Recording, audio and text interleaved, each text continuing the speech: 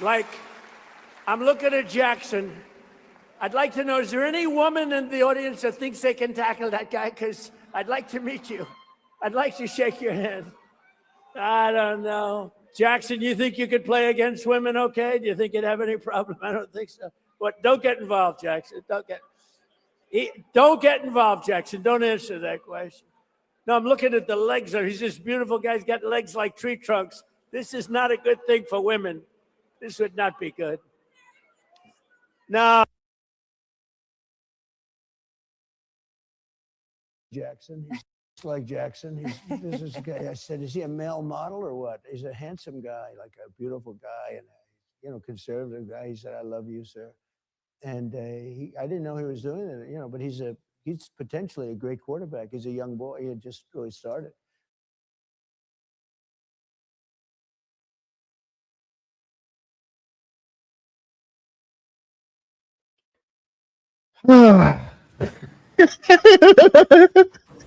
Hello, humans. This is your power report for June 2026. Technically recording on May the 31st. So I guess I'll make it Sunday. It's been a minute. This is your power report. I am here with C's. Pleasure to be on with you. Thanks for making the time out. And literally, I'm on like senior levels of like setting up the stream and shit. I'm just like, wait, where are my headphones? Wait, where is this? Was? No, yeah, glad to be here. It's been a minute. Definitely miss being on the show. So yeah, I mean, we all, it's been a minute. So felt the production game takes a little bit to come back, but we good. We're chilling. Little upgrades. Yeah. I got a capture card for my camera, so I actually come in like much clearer and crispy, as you are looking as well. Let's go through a tunnel walkthrough. Let's see what the drip is. I like your Destroy Ice shirt right there. Yep, I got Kumi right here, my shooter, ready as always for the stream. Wait, Kumi, get in the frame, goddammit. Kumi right here, post it up. We're chilling. Oh, Kumi right here chilling. We're chilling. Yeah, so yeah, I'm ready. Yeah, I am in my LA Metro Ride the D shirt. Celebrating the opening of Los Angeles' first subway extension in fucking decades, probably. K-line, right? I think it's the K-line or something. No, it's the D-line. Oh. I guess, I'm not going to get into light rail. No, I know there's like a K-line too that also is the LAX extension now. So I was just, yes. There's stuff happening in LA. Stuff is happening since you left. Clearly, I was the problem. Us back. We're good now, baby. Yeah, stay over there. It's like if the Knicks are winning, the entire city of New York just sort of stops and slows down. I create that much chaos for Los Angeles. Yeah, Los Angeles is like, wait, Dan's gone. Hold up. Should we just start investing in infrastructure? What the? Dan's gone. Holy shit. Let's elect a socialist mayor. Let's just see how things go. Now we're here. It's like the meme of society if Dan leaves. It's just futuristic Jetsons and everything. Yeah. I did want to, as usual, shout out Sachi, making a great rundown here. I definitely want to jump in with our chief California correspondent over here. There's that guy who is on Saturday Night Live and he does the bits of Tucker Carlson and he just goes, "What are we doing? What's going on here?" And that's just how I feel about California. I mean, that's how I feel about the mayor's race. That's definitely how I feel about the governor's race. But the mayor's race has got me 38 hot. But I want to hear like how you've been reacting, responding. Did you vote yet? I did not receive my ballot. Missed it in the mail. No, I'm kidding. I did my ballot for the governor. That one was, I think the governor race was a tough one for me for sure. This one was like, I think it was a tough decision. I did my drop off ballot. LA mayor. My idea was like, as long as I don't see Pratt, I'm happy. I don't want to see no motherfucking Pratt in here. You can use the Lakers logo all you want, buddy. That shit don't work on me, sport. That's not gonna work with me, sport. I haven't seen any. Actually, I've only seen a couple of ads on TV and things like that through my big VPN era. So I am getting some of the LA ads. And it's just so cartoonish. In the past week, I've gotten, I only took a screenshot of this, but I got an ad of Spencer Pratt setting up, literally staging a homeless encampment in front of Karen Bass's house and Nithya Ramen's house. It's like, LA's got such a problem with homelessness, you can't even pay him to be here. Yeah. No. Yeah. Yeah, there's that. I've been seeing a lot of ads that are just like attacking some of the DSA endorsed candidates. And, you know, it's California. So 5 seconds of the ad has to be like a big ass, like paid for who and such. And, you know, it's the usual suspects. It's the police unions. It's, you know, those sorts of people who are paying for these ads. But literally one was like, oh, yeah, here's one. It's kind of harder to see here. And I might just try to pull it up on the screen. You know, I'm clearly very slow with this right now. But they have Nithya Raman in like a fake sort of ad. I'm not sure if it's AI or not, but she's wearing a shirt that says "I love cops," and they're calling her floppin ramen.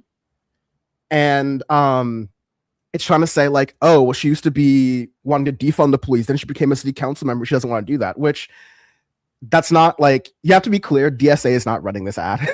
This is an ad meant to wedge opinions about Nithya Raman to hopefully tank her and get her to lose. So it becomes a race between that guy, Spencer Pratt, and Karen Bass.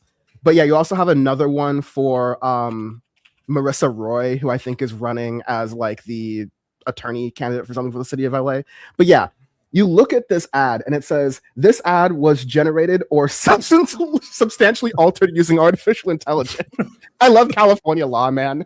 I love just like, this is AI, by the way. Yeah. Ad paid for, you need it, honestly. This ad that's criticizing Nithya Raman for, you know, saying she's not defunding the police or whatever, paid for by the Los Angeles Police Protective League Independent Expenditure Committee. Yeah, that was crazy. I'm like, wait, isn't DSA suing them or something about that? I thought I saw something about like, or they just put a post out talking about how like that and like another police union were basically doing wedge ads like that, trying to like split the base. I'm like, that's, y'all are really trying to get creative out here on police unions. A lot of time on your hand, I guess. Time and money, because money, yeah, ads, their money's crazy. Their money's crazy. Cool. I can get some of these onto my screen here, it looks like. But yeah, these ads, I forget how they do it everywhere else. Why I keep saying like I love California and some of its ridiculous laws sometimes. Because you're forced to disclose these things on your ads.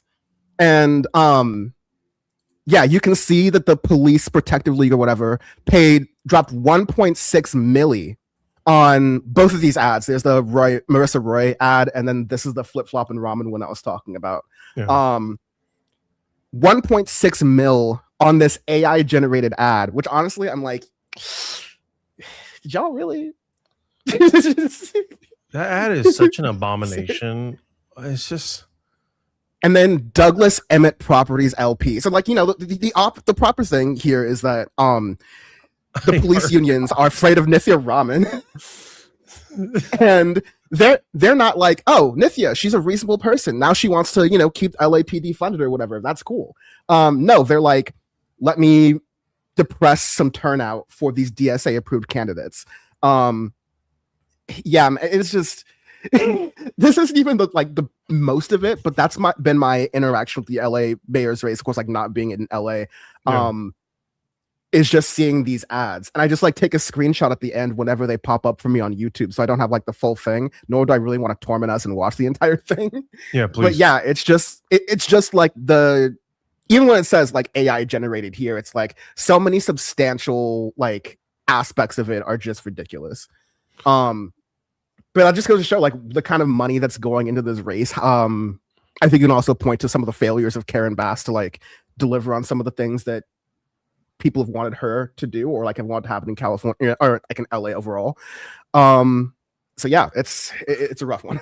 Yeah, I mean, I'm not trying to be like I'm not trying to do like the person who lives in LA County, like, you know, like the separation of that. I'm not trying to be that guy right now, but I will. I just went fully DSA with the LA mayoral race. Although they did have 2 chapter members a part of it. I just went with the endorsement for Nithya.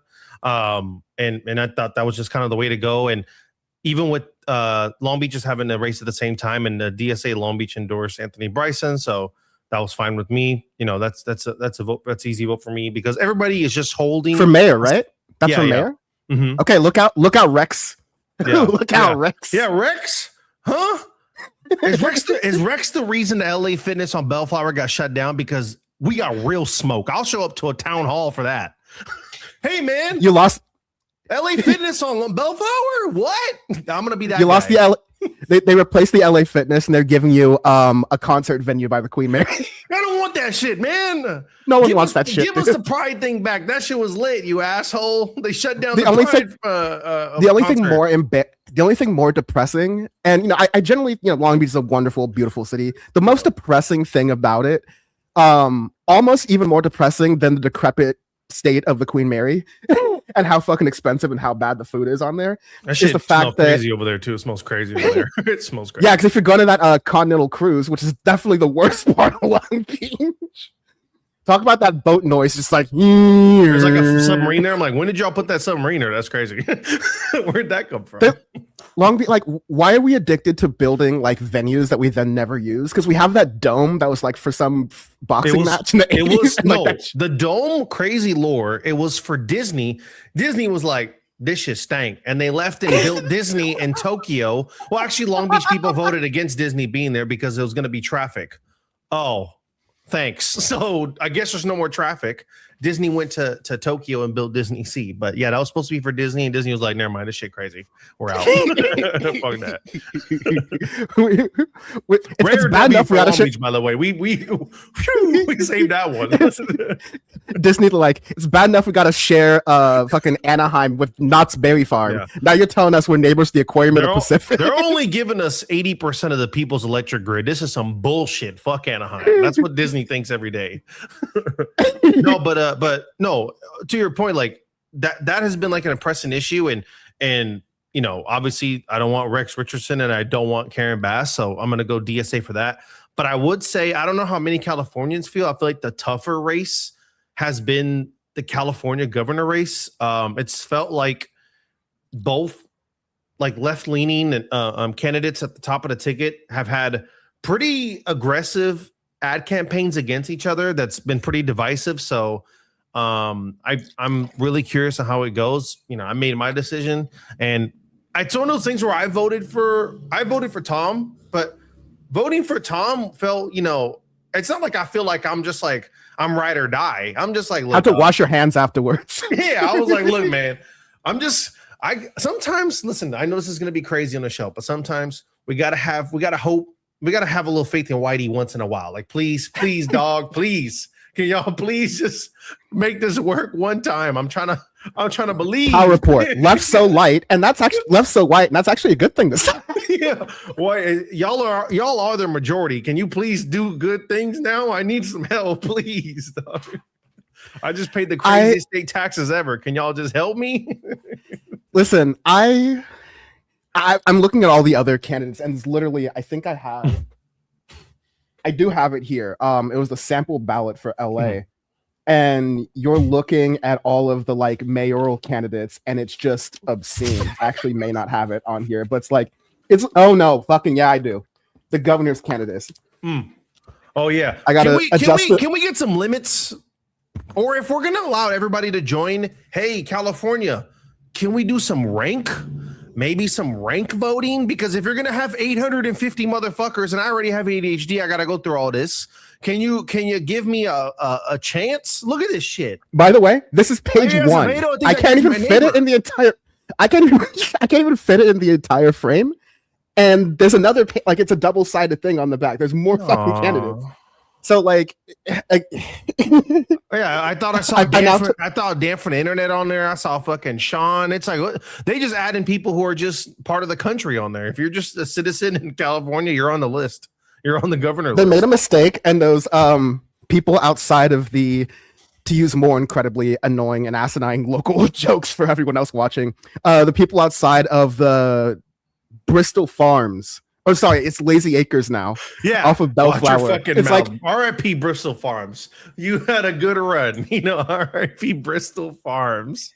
I saw a at my bodega. I got some like salad dressing from Sprouts. It was Sprouts branded salad dressing, and I almost cried because I've not been to Sprouts in so long. I missed that shit. Sprouts is fire too. Sprouts is fire too. But my joke was like, you know how you have petitions outside where you're signing petitions for stuff? Mm-hmm. Sorry, we messed up the paperwork. Every person who signed that petition is now running for governor. No, yeah. I'm assuming that in the Trader Joe's, I'm assuming they just signed me up to be a LA mayor. Or a governor. I'm assuming I'm just part of the ticket now. You're like, what? I didn't make the Trader Joe's joke because I was like, I don't think Trader Joe's parking lot can handle signature gathering. Like it's the exact place where you would get signature gathering from. They got them out there. If you go out to the backside of Trader Joe's, Greenpeace has gotten swarmed over by random bills, and then they're trying to hit you to sign this bill, and you read the bill, you're like, forced removal of homeless people. Wait, what the fuck? Wait, what am I? What is this signature? No, dude, what the hell? Like shooting the unhoused like wild hogs from a helicopter. What? And they got like the kid that's dressed like Gen Z to the T, and you're like, oh, it's probably some. Let's see what this bill is, and it's like, the line of fire shootings and helicopter machine guns for homeless people on the channel. It's like, whoa! I don't want to sign this, bro. What the fuck is this shit? So yeah, I had so many opinions about the mayoral. I keep switching, but the governor's race. From one of listen, if we just didn't run on anything political and we just played that clip of Tom Steyer dancing to back that ass up during the South Carolina primaries in 2020, I'd be like, yeah, that's the best we got. Because see, man, you just exposed why I checked that box. You just exposed me, and I don't appreciate that. I'm a simple man with simple values. If I didn't get a copyright flag, I would definitely play the video because it was sure you rocked. that was the time when South Carolina was the great rat fuck of 2020 that led to Bernie not winning and all the hell we're living in right now was going on. And that's legitimately the only thing that made me happy that weekend was seeing Tom Steyer actually black it up a little bit. It's like, okay. Play that funky music, white boy. Has some homies for sure. I could tell. I mean, once again, here is Power Report, and this is not I'm not trying to be like, yo, start writing for billionaires. Don't quote me on that. I'm gonna take all his money. He's clearly down for it, so let's go ahead and take that real quick. But Tom Steyer, if there's one billionaire that was winning me over, he's been doing a good job, and he's been a little bit consistent on it. So I gotta make a choice at some point. I certainly think the only reasonable take on this is what I believe DSA of California said about Tom Steyer in recommending him, not even endorsing him. Yeah, was just time will tell to see if he's really a class traitor. Exactly. Time will tell. And don't get me wrong, this is not me being like, I don't fuck with all. I think Oliver Ma is fantastic. I think he's fantastic. I would love an opportunity. I just think there's like a three-headed monster in this race. And it's like, it feels, most respect to Oliver, it feels a little bit like I'm just kind of throwing away a vote when I feel like it's going to be a close race. And that's why I went with Tom. But Oliver, like you're a real one, homie. Like I got nothing but love for him. It's no heat at all. Everyone talks about how incredibly talented Zohran Mamdani is as a politician, and the like Wario version of that is Katie Porter. It's like so profoundly not good as a politician. Yeah, but okay. But listen, we got to start thinking now. If we want a swinging sword of violence and destruction, Katie Porter front line. Put Dan for governor. Yeah, Dan. Well, Dan will get us probably fucking excommunicated from Congress forever. But Katie Porter will be. She will run through. Now, will we take some L's on the way? Yeah. Will we get bulldozed too? Yeah. But if we have to, that's a bulldozer. But the things I've seen, no, Katie Porter, I'm a little uncomfortable. Katie Porter was really like early other on. People said this. I think it's a good take. Yeah, back in the day. Because she did the impossible of turning Orange County blue and like representing them. And like, I'm like, in Irvine going hard, by the way, and Irvine going hard as fuck, which is crazy. Like, yeah, I'm like, all right, Katie, let your nuts hang. Like, oh, let's go. I'm good with it. But, and you know what? This is the PowerPoint episode where we renounce all your values. Mm-hmm. If you're yelling at your staff behind the camera or like, behind the scenes, first of all, let he was not sin cast the first stone. Second of all, like, Dictator Dan is like, you know what? That will sucks, but I respect it. I was there when he saw that clip. Dead ass. I'm like, that is not that is not truthfully how I want to lead any organization. But like, I as far as a politician running a state like California, yeah, sure, yelled some interns. Like, that was not too much of a problem for me. It was when she was attacked for it, and then doubled down by. Yeah, I love what Pinkerbell said, being this year's Klobuchar, being Stapler Katie Porter. And I'm just like, dude, come on. Like, that's why I said she's the Wario to Zoran Mamdani's political Riz. Mm-hmm. Because it is just completely, oh God, I'm getting clipped for this shit. This is going to be awesome. Thank you, Sega Fan 1. Wario is a play. Wario is a good one. I had to give you that one. And so,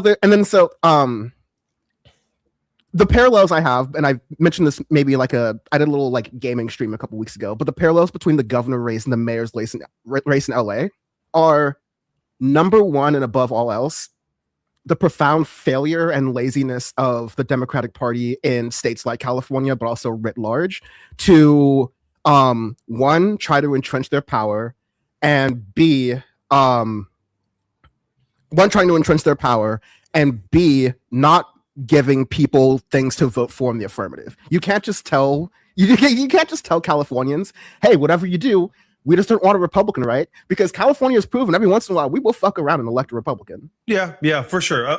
California, for now, consistently, like with Arnold, and was not after Gray Davis. I forgot the Republican after. I forgot his name after, but when we get a Republican, I don't think they've had a control of the seat. Also, they don't have a control of the House, or like the Senate, which is like fine. So like, it's hard for them to push legislation other than just like a lot of like pro tech company legislations, which, they have so much money. You're going to lose some of those bills for them. You're going to lose that shit to the big tech orgs, techs, especially when tech is in San Jose and Silicon Valley. Like, they have a dominant amount of power in the state, and they're part of why we're such a profitable state in general, or how much money we have. And it's also like, just a quick sidebar, it's also why I give Ro Khanna some side eye, because I'm like, okay, you're pretty progressive on all these things.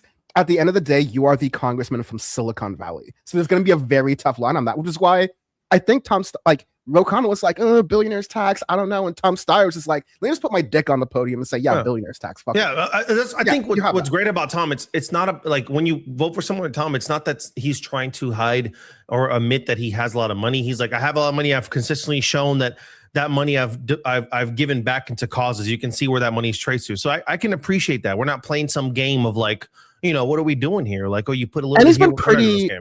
I've heard of some of his like challenges on like, okay, well, you used to have money in like private prisons and stuff like that. And he gave a very like earnest answer about like, that was a major mistake. And once I found out that was happening, I stopped and tried to take that back. Exactly. And also another quick note, I know people have been watching some of the debates. If you've watched debates now versus 5 years ago, we're in like a new world when it comes to questions. The questions are like structured literally for clip farm. It's actually crazy that they just clip farm questions when it's like they're trying to make I'm watching a debate and they want you to go down the line and give me yes or no. It's like, yeah, because they want to do a 30 to 15 second clip to drop it in there and then put a subtext on it. But I'm like, if you're asking a complicated question, I personally want to hear the governor give me an answer. I don't want to hear him just be like, yes or no, because things can be complex depending on what kind of socioeconomic status it is. I need to hear context because I want to hear if he's smart. Of course, Chad Bianco can give me a yes or no. Of course, he's a fucking tool. That's fine. I want to hear him talk. And when he talks, it's just talking points that are garbage. And that's why, although I agree with you that it could be more done, I have this feeling that they're going to get ransacked. I don't see Chad Bianco really having like when it comes to when it comes to getting down to it, I don't think he's he's the Republican to like win that. You know what I mean? I don't think he's the Republican to win that at all. Yeah, I've always seen him as like Timu Sheriff Joe Arpaio. Yeah, like that one guy from and Riverside. How do we feel about Riverside? That's all I'll say. I've already said Riverside County Sheriff. I've already said so many cancelable things on the show. I'm like, I will say this though. I would literally rather vote for the Imperial County Sheriff. IE? Oh, yeah. Oh, yeah. I'd rather vote for the City of Bell's fucking sheriff, okay? I'll fucking take you. I see your bell and I raise you a Bell Gardens. What is it? I'm sorry. Has he transformed Riverside? Because I don't know. All right. That's all I'll say. Oh, don't even go there, man. Don't even go there. Because when I think of Riverside, I think safe to walk down the streets, very low on crime. Yeah. Literally the two streets that exist that people go on. Yeah, it's great. You know, where UCRS and downtown. That's where you're walking. It's a night and day difference getting on Metrolink, going to like Orange County, where like they don't care, versus going to Metrolink either to Antelope Valley or to Riverside, where they basically have armed police on the train. Yeah, you know, you if you guys ever watched Fallout, that's all I'll say. That's how I feel about Riverside. Here's another quick thing while I'm popping it off. I feel very esteemed to say this as a Californian who has a British accent. I get so jingoistic when I hear Steve Hilton talk. I'm like, are you dead fucking serious right now? We're gonna do like the thing American like Hollywood does with like British supervillains, and it's like, yeah, fuck it, he's American now. Like whatever. Like, are we really gonna do that, California? Are we really gonna elect? No, fucking a British guy who's loved California so much. He's lived here since 2012. Like, yo, I got nieces and nephews who have been in California longer than this guy, and he's like, yeah, you know, I moved to California. I bought a mansion. I've been on Fox News. Make me governor of California. And I'm like, yeah, that perfectly makes sense for the Republican Party, honestly. But I don't know how any red-blooded, steak grilling, radioactive waste dump person who's living in Stanton or Huntington Beach or Westminster or whatever. I don't know, like, how much you can be a Republican and sign a box to have a British guy be the governor. I don't know. That's a tough ask for me. That's a tough ask. If they do this, I hope we get the most Muslim man or woman of all time. I hope we get a niqab woman running for the governor of California, because we'll bounce back so fucking hard. They'll get my vote immediately. I hope. I swear to God, if Steve can see, I will vote for. If Steve Hilton makes it to the general, I will fly back to California and write in butchwear. I am not even fucking kidding. I am not kidding. No. I fucking dare you. I fucking dare you to vote some Brit from 2012 to win. 2012. He was in England when they actually unironically had Tony Blair, and now you're gonna have this guy be over here now and run for California. No, just the hits, like nothing but the hits. Like no. Tony Blair, truly the Al Gore of like British politics. Like, I wish I didn't use the Wario joke, because that's Waluigi right there. Like, that is just fucking. I can't believe that actually went down. I hate all of it. Can I be spicy again about the mayor's race? Yeah, go ahead. Is it about Karen Bass? No, it's about Ray Wong. Oh, okay. Let's hear it. Okay. What the fuck are we doing here, man? I watched one debate. I haven't watched any of the governor's ones, because I'm like, what is this, like Hollywood Squares? Like, how many fucking people are gonna put on that stage? Like, I don't again, I don't have the heart for it. But I saw the mayor's race, and I had first heard of Ray, very clearly going for the Zoran Mamdani, like, I'm gonna make cool videos, I'm gonna appeal to younger people, I'm gonna talk about ideas of like what the city should do and what the city needs. And at first I was like, that's cute. Like, that's very cute. And I'm not even like non-condescending, non-derogatory. I'm like, you listen, you're not gonna win. But I like the way the conversation is going. And, you know, Nithya Raman, who had been a DSA endorsed councilwoman for at least 1 or 2 terms now, I think has won re-election. And also, mind you, she represents the Valley in Los Angeles, all right, as a DSA candidate. And yeah, you have a lot of like, you know, DSA, like 30-year-olds around there. You also have some of the most conservative people who live in Los Angeles, who live in that like North Hollywood sort of area that she represents, I believe. And so that's a testament to how well she's able to get things done and be elected. Nithya Raman literally went to college and has like advanced degrees in city planning and management. So she's really well qualified. Anyways, I go to watch the debate and I'm like, okay, I made my mind on either like, you know, Nithya Raman or Ray Wong. Let's see what Ray's gonna talk about. I had to stop myself because I was about to say something way too wild. Here's as close to the lines I'm gonna go to. It was like watching a beauty pageant contestant stumble over like conjunctions and adjectives during like an actual like mock UN speech and debate thing. Like Nithya knew her shit. Karen Bass is great at lying. Spencer Pratt. It was actually all Democrats, right? Like, 'cause I'm not spending time listening to Spencer Pratt, but it was Raman, Wong, and Bass. And I think there are multiple times where Ray was like, I'm sorry, can you ask the question again? I don't know what you're talking about or understanding. I'm like, can you rephrase the question? And then some of her policy ideas, like congestion pricing for downtown LA. I'm just like, oh man.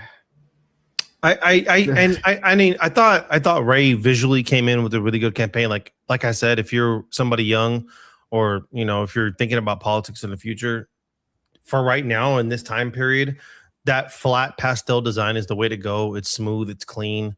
I went to Ray's website, and I think that one of the things I originally was like, it says all the things that it's good. Like, obviously everybody wants housing for all. I just also think you need to put one of your pillars is healthcare. It needs to be your pillar, and it's not a pillar in her website. It's not one of the top 5 things mentioned. I know it's complicated, but you know, it's something that's talked about. Mamdani talked about those things. You know, I think it's really important to people here. And I think that it would have been nice to have that as part of one of the top 5 things to discuss. Clearly, maybe that might have been a little bit complicated or something, or difficult to navigate in some of those debate formats. So maybe they structured a way where that's not a paramount part of the discussion points. And also it's like, I know people can get nervous too. I know it can get a lot. It's a big stage, a lot of lights, and people you're with have been probably doing this maybe a little bit longer and been in the game, but you know, that's the moment. And like you said, you're somebody who's tuning in to see this moment. You know, you're tuning in and you're like, let me see what's up. And that, you know, she's young though, right? Ray's young. You know, you have time to build and grow and develop.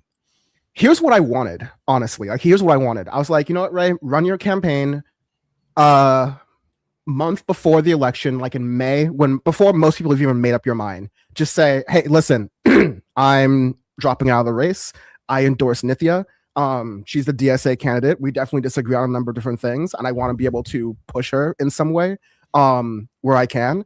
And you know, Nithya should be able to go, okay, thank you for the endorsement. I got a nice office for you in my administration. That's exactly how it should have gone. That's exactly. And it sounds a little bit dirty. And I think there was some story that came out that like Ray refused to drop out, and Nithya's team like tried to give her money or something that was alleged. I'm not sure. These things kind of happen in politics all the time. Mm-hmm. But as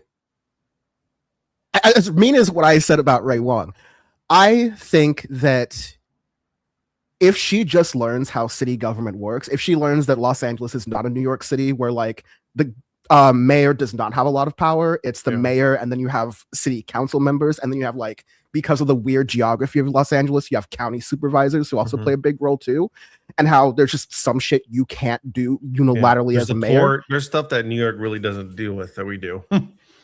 Yeah, and it's truly just that like the New York City mayor is a very powerful position, the way the government is structured. In Los Angeles, it's almost like the Confederacy. Yeah. And I've made that example many times, but like it really is like Nithya Raman has in many cases like the ability to do more things, at least for her neighborhood and her district, than Karen Bass can do alone. right? So like, and Karen Bass, like Nithya also, yeah, I'm like many DSA people who run under the DSA banner who then make it into public office. They realize, okay, no, I can't be squeezing the trigger, no pun intended, when it comes to the police, right? Like I can't just be emptying the clip when it comes to attacking the police, because unfortunately you do have to work with them in some ways. And as Bam has famously said on the show, the police are a gang. And if you are not at least, if you don't at least do that LA, tap in, check in a little bit, then they're gonna ruin your even if you do check in, they're gonna make AI generated ads of you. Yeah, so, no, they're gonna make you wear an I Heart Cop shirt. So yeah, like Ray Wong needs more time actually working within LA city government before I could ever possibly think of endorsing her or recommending her or anything like that.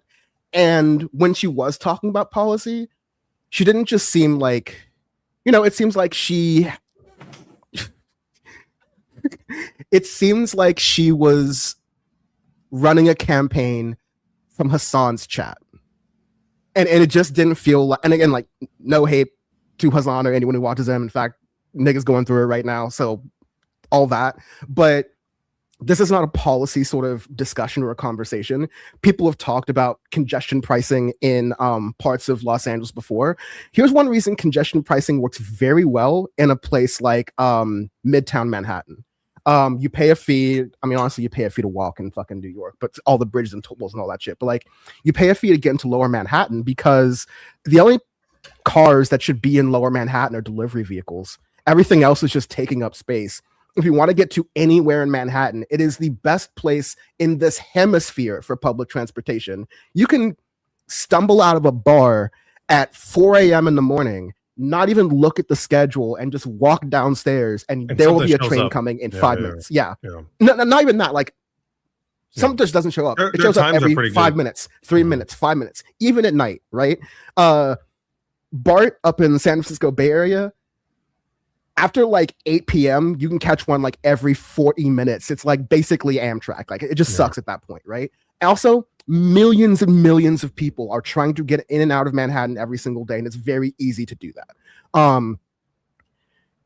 Los Angeles, downtown Los Angeles, is not the densest part of the city. It's not even where the business goes. It's not even where the action goes. And yes, we have a transit system that is built to get you from certain parts of the county into downtown Los Angeles very quickly. Yeah. But the truth is, you have more people working in these little clustered mini downtowns that are all across the Southland, from downtown Long Beach, downtown Santa Monica, downtown Torrance, downtown Pasadena, West Hollywood, North Hollywood, Studio City. All of these places, like the density, it's really wonky, but like the density doesn't work in downtown LA or really almost any part of LA to make that make sense. I can see maybe at some point in the future, if they build a line that replaces the Sepulveda Pass and the 405, I could see a congestion pricing on that. Cause I'm like, dude, we fixed the worst problem in American traffic, which is the Sepulveda Pass, the 405. Instead of sitting there and spending an hour of your life each day back and forth, you can take a train and it's 7 minutes and it runs all the damn day. That might work, but it just, that was a moment to me where, and there are many moments like this during that entire debate, where it's just like, Ray, dog, do your homework. Please do your homework when you're like presenting these ideas and these topics, because there are activists and locals who have tried these things. And, as much as I shit talk DSA, at least they have spent an immense amount of time over the past 10 years building institutional power in a lot of cities, especially in Los Angeles. And it was very clear she talked to almost no one like that. She didn't talk to anyone about her campaign. She didn't talk to any of these policies. She's just like, what are people talking about, and what do people want who watch internet shows about on the left? like what do they want? What are they talking about in comment sections? I'm just going to copy paste that directly. Yeah, I mean, it's tough. It's tough. And I know on that point earlier, it's like, I think that I know it got messy in between Thean and Ray and everything, but it's like a moment of learning and growth in politics is understanding the campaign you run and what you're founded on, understanding what Nithya runs on, I'm not gonna. You guys, they both can't tell me that they disagree 80%. That's crazy. Then that means you're from two different political parties. If it's at least 60% and plus, you enter a position where if that person wins, you get someone in the office, you get a position in office too. You follow those guidelines and just be stance upon the work you want to do, or maybe you get assigned to a role where the things that you specialize on, you can be focused in and you can grow in and build your base in that way. You need to have an approach where it's not all or nothing. It's not always all or nothing. At times it's one step forward, 2 steps back, 1 step forward, 3 steps, then you take 5 forward. This is the game it's a long-winded game. Of course, there's going to be people like Mamdani who can build enormous amount of steam, but those are flash in the pans. Those are moments in history. That's why it's transformative. But you got to understand that you're not always going to be that person that's going to explode onto the scene. So if you can't explode instantly and garner that attention, you need to find a way of restructuring yourself, building yourself back within communities, building that base and grow and expanding that in different areas or in different office roles within the governor. So that needs to happen now. I don't know what happened in terms of money and all that. I don't know. And like you said, politics is that game sometimes, and that is it's not public knowledge for me. So that's why I'm like, they got to figure that out on their own. But also with your point with the transit, yeah, for sure. And there's been infrastructure that's happened, I would say, in like the east to northeast, west, and like north quadrant of LA has had ratifying infrastructure change due to the World Cup and Olympics coming. That's like added incentive to do it, and political pressure, of course. I think the next transformative, writing the D is the way to go. That's the motto, especially in LA. But I think the next transformative big push is if right now the main line runs through LA to go to OC, it takes you over to Fullerton, then down into Irvine. If we have a main metro line that would go along the beach cities, maybe along the 405 into that 22 pass, there's a dense population of people that are along the beach city populations that do work into those areas, and they just take fast track and cars. If we were able to do that, that would help with traffic. That would obviously be beyond $1 billion investment, but they did it for LAX. They did it for the K and the D line. It's possible. Everything's possible, and if we keep putting people in positions of power that want that kind of growth and change, we'll see that in California. And of course, I know we all want the fucking bullet and the SF and Vegas. Let's we got to take what we can get right now. Let's fucking ease up right now, okay? Because they were going to give us a bullet that's 80 miles an hour. I'm like, if I'm going out there, I'm going faster than that shit. Fuck that. 80 miles an hour. That's what are we doing? What the hell is that? That's like the scooters that kids are doing wheelies on now. Fuck out of here with 80 miles an hour. Literally. 80. No, you were spitting right now, but I like the piece you're talking about when it comes to Nithya and Ray. I don't want to focus on them too much because like I hate the personality of politics and like how politics definitely gets reduced to like not policies or ideas, but basically like who's your guy, like who do you root for? Mm-hmm. But I started this by saying the reason we're in this situation is, I'm not going to do left punching here, but like the reason we're in the situation is because the Democratic Party in California is one of the most entrenched state organizations of a party you have.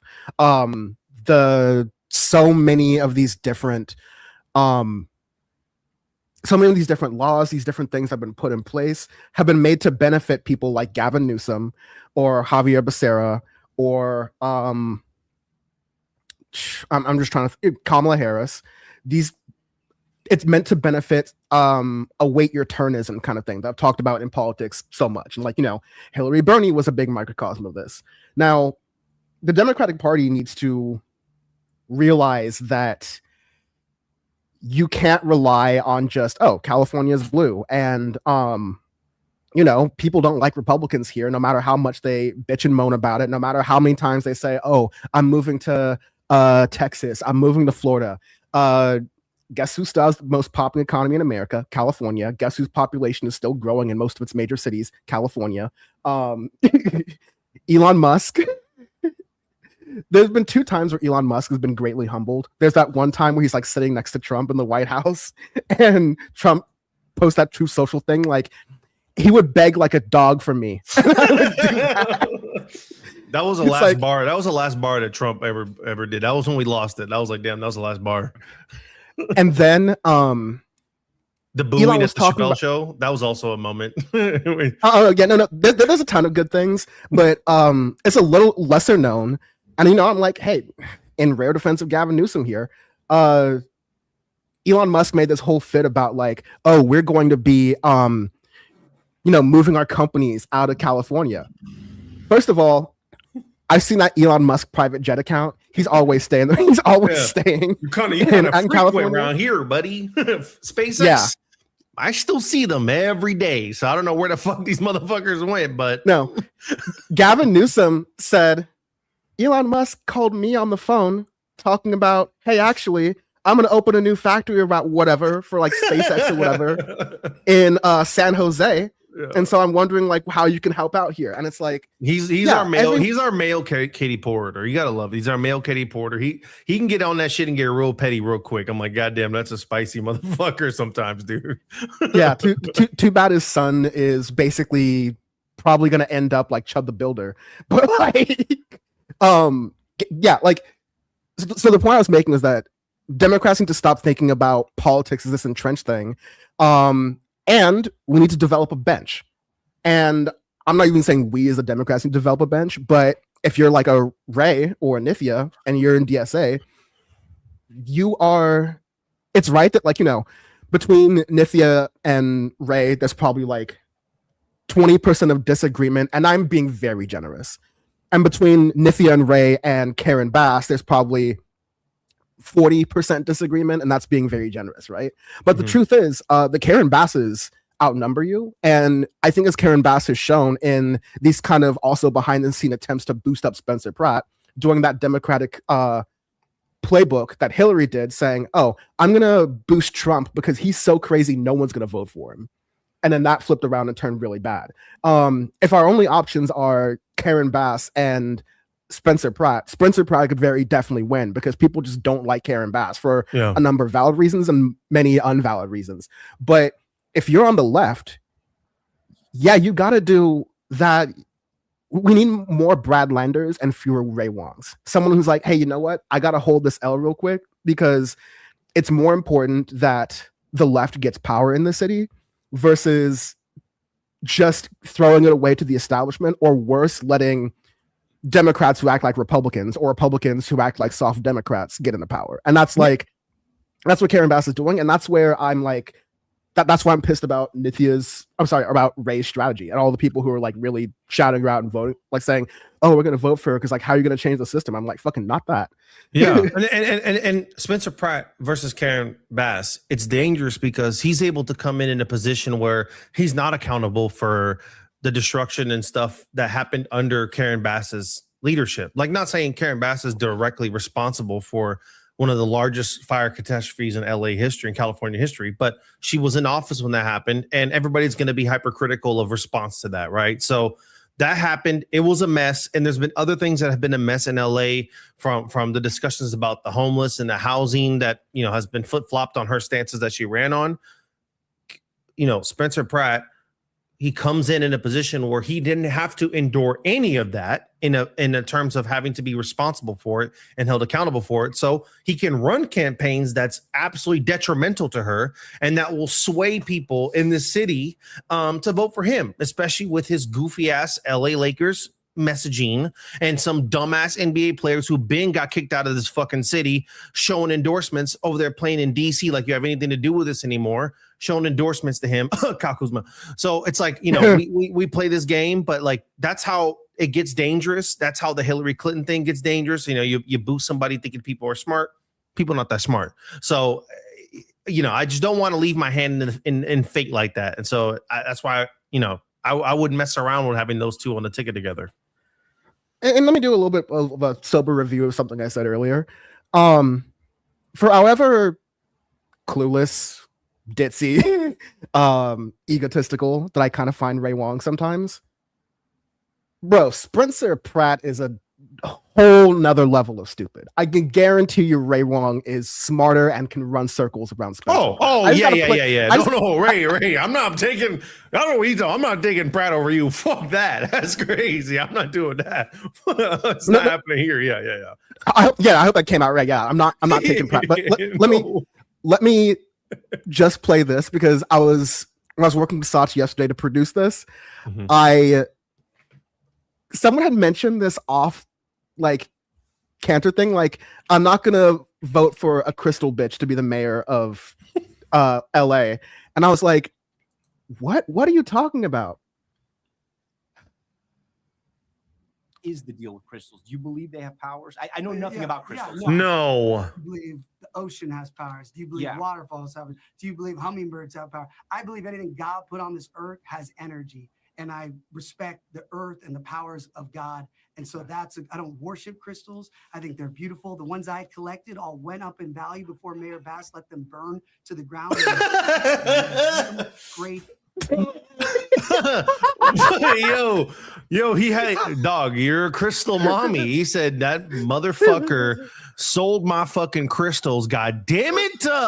They're so poor now. He says, "Oh, I'm not fascinated with crystals." Have power. What is that? They're literally, my mom puts out a cup of sugar and water and they bend and cry and they run around and jump around all day. What are we talking about? Power? What? I respect God's power. Hummingbirds, water, and crystals. I mean, God, I think, went harder than that, allegedly. So, I mean, if it's hummingbirds and waters, the folk and crystals, you know what? Spencer Pratt like invested a bunch of, he blew so much of his money on this like crystal company that he founded. So he's trying to play it off like, I'm not shit look obsessed with them or nice. He's anything. like, this is gonna work. This shit nice. he put like linear TV money because he made a lot of money from those reality TV shows. He put his linear TV wealth in crystals. I gotta finish this. Yeah, please. Collected all went up in value before Mayor Bass let them burn to the ground. They were investments. Damn it, Karen. Collection. When I went to heaven, they would be in a museum. The Pratt family collection at the Natural History Museum. These were because of what you've collected. These were specimens. These are not.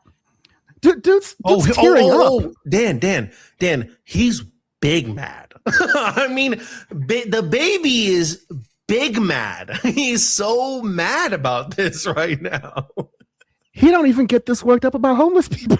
Yeah, he's homeless people's whatever. He's just like, that fucking bitch made my crystals broke. How dare he? God's crystals. I wanted to be buried with my crystals, my divine energy.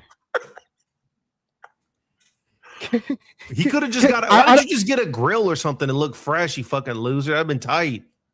Karen Bass stole my angel number. Everyone knows I'm 333, but he's like, on the red moon last June, I had the crystals out on my balcony.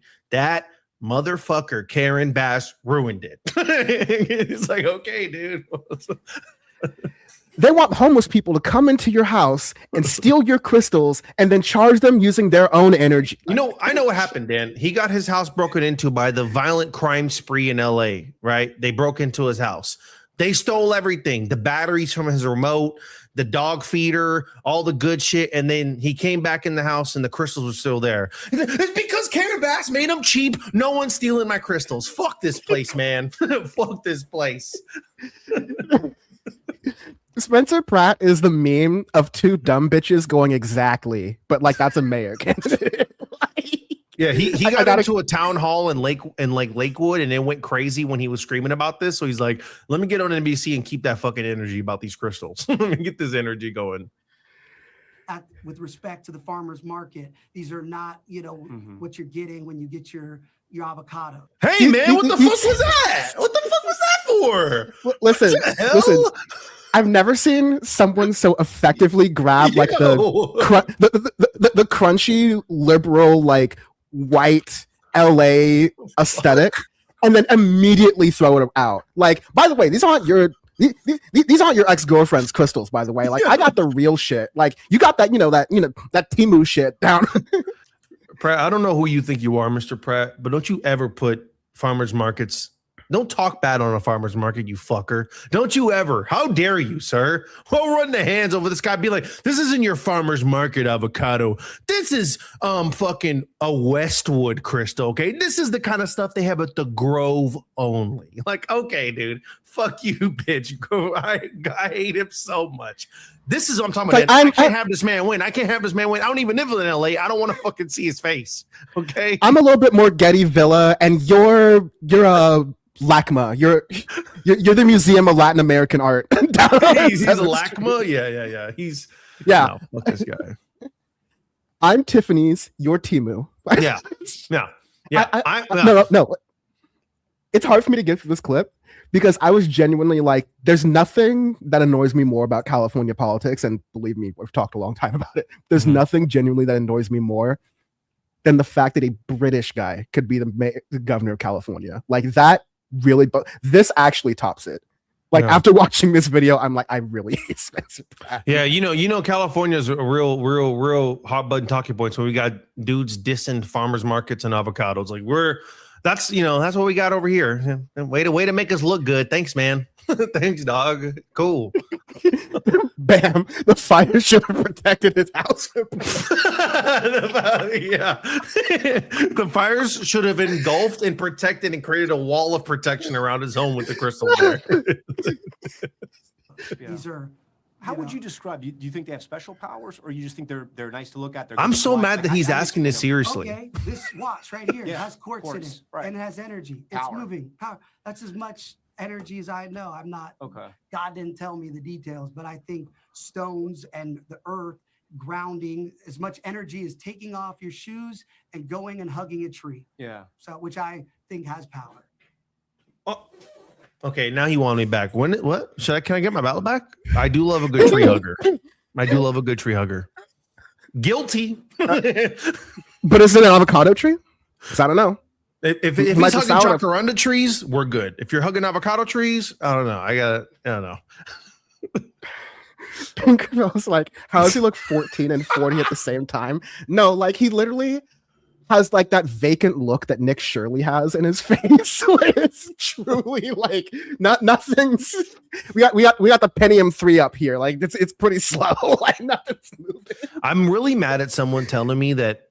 I'm mad that someone can tell me something and then be like, "Hey, buddy, easy." God didn't give me the finer details. Okay, he only said me love crystals. He didn't say me love crystals because of energy concerns and how they transmit perpetual motion machines. God only said me love crystals. And I've just lived by that my whole life. Don't fucking do that with me. Don't play this game with me. If he's going to talk to you, have a follow-up question for him, okay? Because I want some goddamn details, okay? I want some details. I wish we could keep having fun, but I did want to finish out this conversation with this. So this was posted on Reddit, the LA Reddit. Coordinated fake homeless takeover videos were filmed on Councilwoman Nithya Raman's street in Silver Lake this weekend, currently being distributed and pushed by 4 pro-Pratt accounts. So I'll play the video in a moment. There's a lot of stuff going on here, but basically, in the past 24 hours, Owen Richards, Street People of Los Angeles, Susan Collins, LA, and Zach Commissar, and I hate the reason I know these people, distributed some of the most vile, racist, and fear-mongering propaganda I've seen during this election cycle. Each account posted these fake videos around the same time, tagged each other, and passed them off as real, claiming that, quote-unquote, someone sent them a video. Of course, no one claimed responsibility for the actual filming, but given that Commissar worked for Vice Media and their social department, founded and operates the AI slop misinformation account Palisades HQ, and happens to be a longtime Spencer Pratt collaborator. Maybe he knows. This is one of the reasons I like straight up don't use Instagram that much, but there's so many of these like local crime accounts, and they exist everywhere. Like, you know, Street People of Los Angeles. You have these things in the Pacific Northwest, and they're all these same crunchy conservatives who are like, oh, this place is so bad. Look what liberals have done to the city. Am I leaving? No, because I like Whole Foods. But like, oh, look at what's so bad. You can't let these Democrats into office. Everything's like, you know, like all this stuff, like overhyping the issues with homelessness, like using a lot of like racial sort of like, you know, cues and dog whistles. I hated these accounts so much. And I was like, I was certain probably want to do like some like larger expose on them, but I was just like, I don't care that much. But just to give you a taste of what some of this shit is like, you know, here's a video from someone's car going, "This is Memorial Day." And I know how they got a dude in a bucket with a shoe because a lot can be said about the homelessness issue in LA and California and a lot of places. I'm not going to fully go into it now. Let me tell you where homeless people are not. They're not like camping like this in residential streets. They're not doing this. Not up in Silver Lake or anything like that. No, like so clearly staged. You know, and they're doing this driving up directly to. This is you know, such a lovely neighborhood. This shit is such a nice neighborhood. I'm like, did you just get a truck and put everybody there and set some shit up and said, "Hey, let's make this look at this fucking house, dude. It's fucking gorgeous." No, listen. They got my man on with the crispy Dodgers hat. That isn't like someone like I've been living on the street for a while. They got him the crispy Dodgers hat. All right, shit is planted as fuck. They got him the newest grill from Lowe's. Like they went on the Memorial Day weekend sale, got them the newest grill from Lowe's, and said, "Hey, just start cooking burgers in this residential cul-de-sac." Yeah, there's. I don't think I can play the music. This is a movie set. Like, this dude, is a movie rolling the set. tires, rolling the tires, dude. No. Someone. This is awesome. Someone wrote "Keep LA a shithole" like on a sign here on their tent, and this is like that one guy who said that, I got robbed and black people tried to rob me. And I know it happened because they graffitied "Blacks Rule" onto my garage, and I found out very quickly because like some ring footage that he had done it himself. Yeah, of course. And this reads exactly like that. This is like a prop. This is like a Netflix movie where they're like paid $80 million for it. And they're like, set in Los Angeles with the homeless population. And they have a guy with a bucket on his foot and a person rolling an empty wheel down. I mean, I've been through a lot of places. Obviously, you go to LA, you go somewhere. I don't see this happening. Obviously, you see people like moving shopping carts with all their belongings. You know, maybe they're sitting somewhere in a rough position on the corner, or like they're off doing their thing, or just trying to get by day. Rolling a wheel down a fucking street, and the other dudes are like, "This is like a movie scene, dog." This one even cut the mustard at Zeus Network. They'd be like, okay, this is a come 2B classic. This is a 2B classic. This is a 2B classic. This is a 2B hitter. This is a freebie original. Yeah. This is freebie. Yeah, this is a freebie banger. Pluto TV might pick this up too. Fuck it, dog. We're all the way on this one. I'm gonna audition for this role. This shit is sick. The essential sweater. He's wearing a fucking essential sweater. Are you kidding me? I swear to God. People in LA don't dress like Hassan Piker. Yo, he's wearing an essentials fear of God shirt. That shit is $70 on Sheen at $70. Essentials fear of God sweaters. Holy shit! I don't even have one. Got them True Religion jeans. Fuck yeah, they're just Are they wearing like some fucking They're the ones turning in shoes to get them flipped. Also, they got some Nikes, some limited releases, fucking Travis Scott's too on. Like, what's happening here? This is worse than Hassan's "Make the Rich Pay" photo shoot. Oh, so funny. Oh,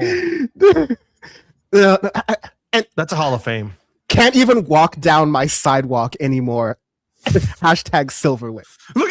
Look at the background. There's a fucking like 3-story house there, which is LA. When you go plus 2 stories, you're in 10 million area already. You're in 10 million territory when you're more than 2 stories in LA.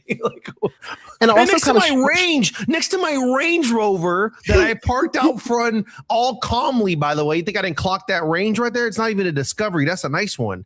That Range Rover, there's 18 homeless people posted up. Why are you parking your Range? This is it's the fakest shit I ever seen.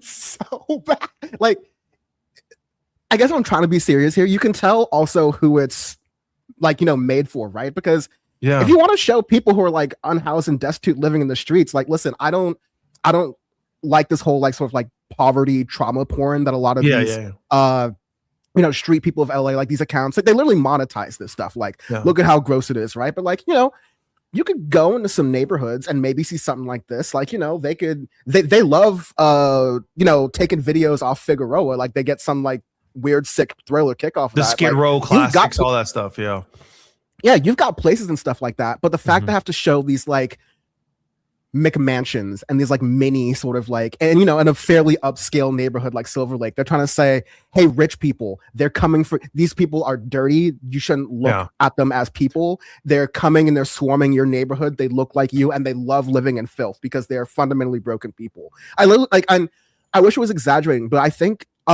Spencer Pratt said something like, oh, we have all the resources to put these 40,000 people up in homes. Like, we're going to do it. I would like, you know, call someone in Seattle, or like, you know, it'll take like 3 days for me to like essentially build concentration camps for homeless people.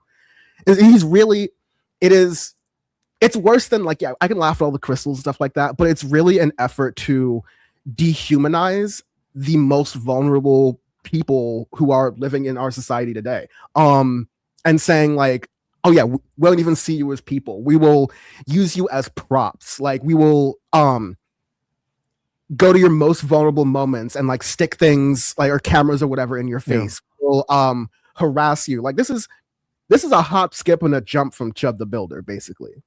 The only thing that they're doing is like the punching game of like, and you know, and there have been people who do this. There have been people who will go out and like light fires near homeless encampments and then record videos of it, saying like, look at these dirty homeless people and what they're doing. And it's just like it's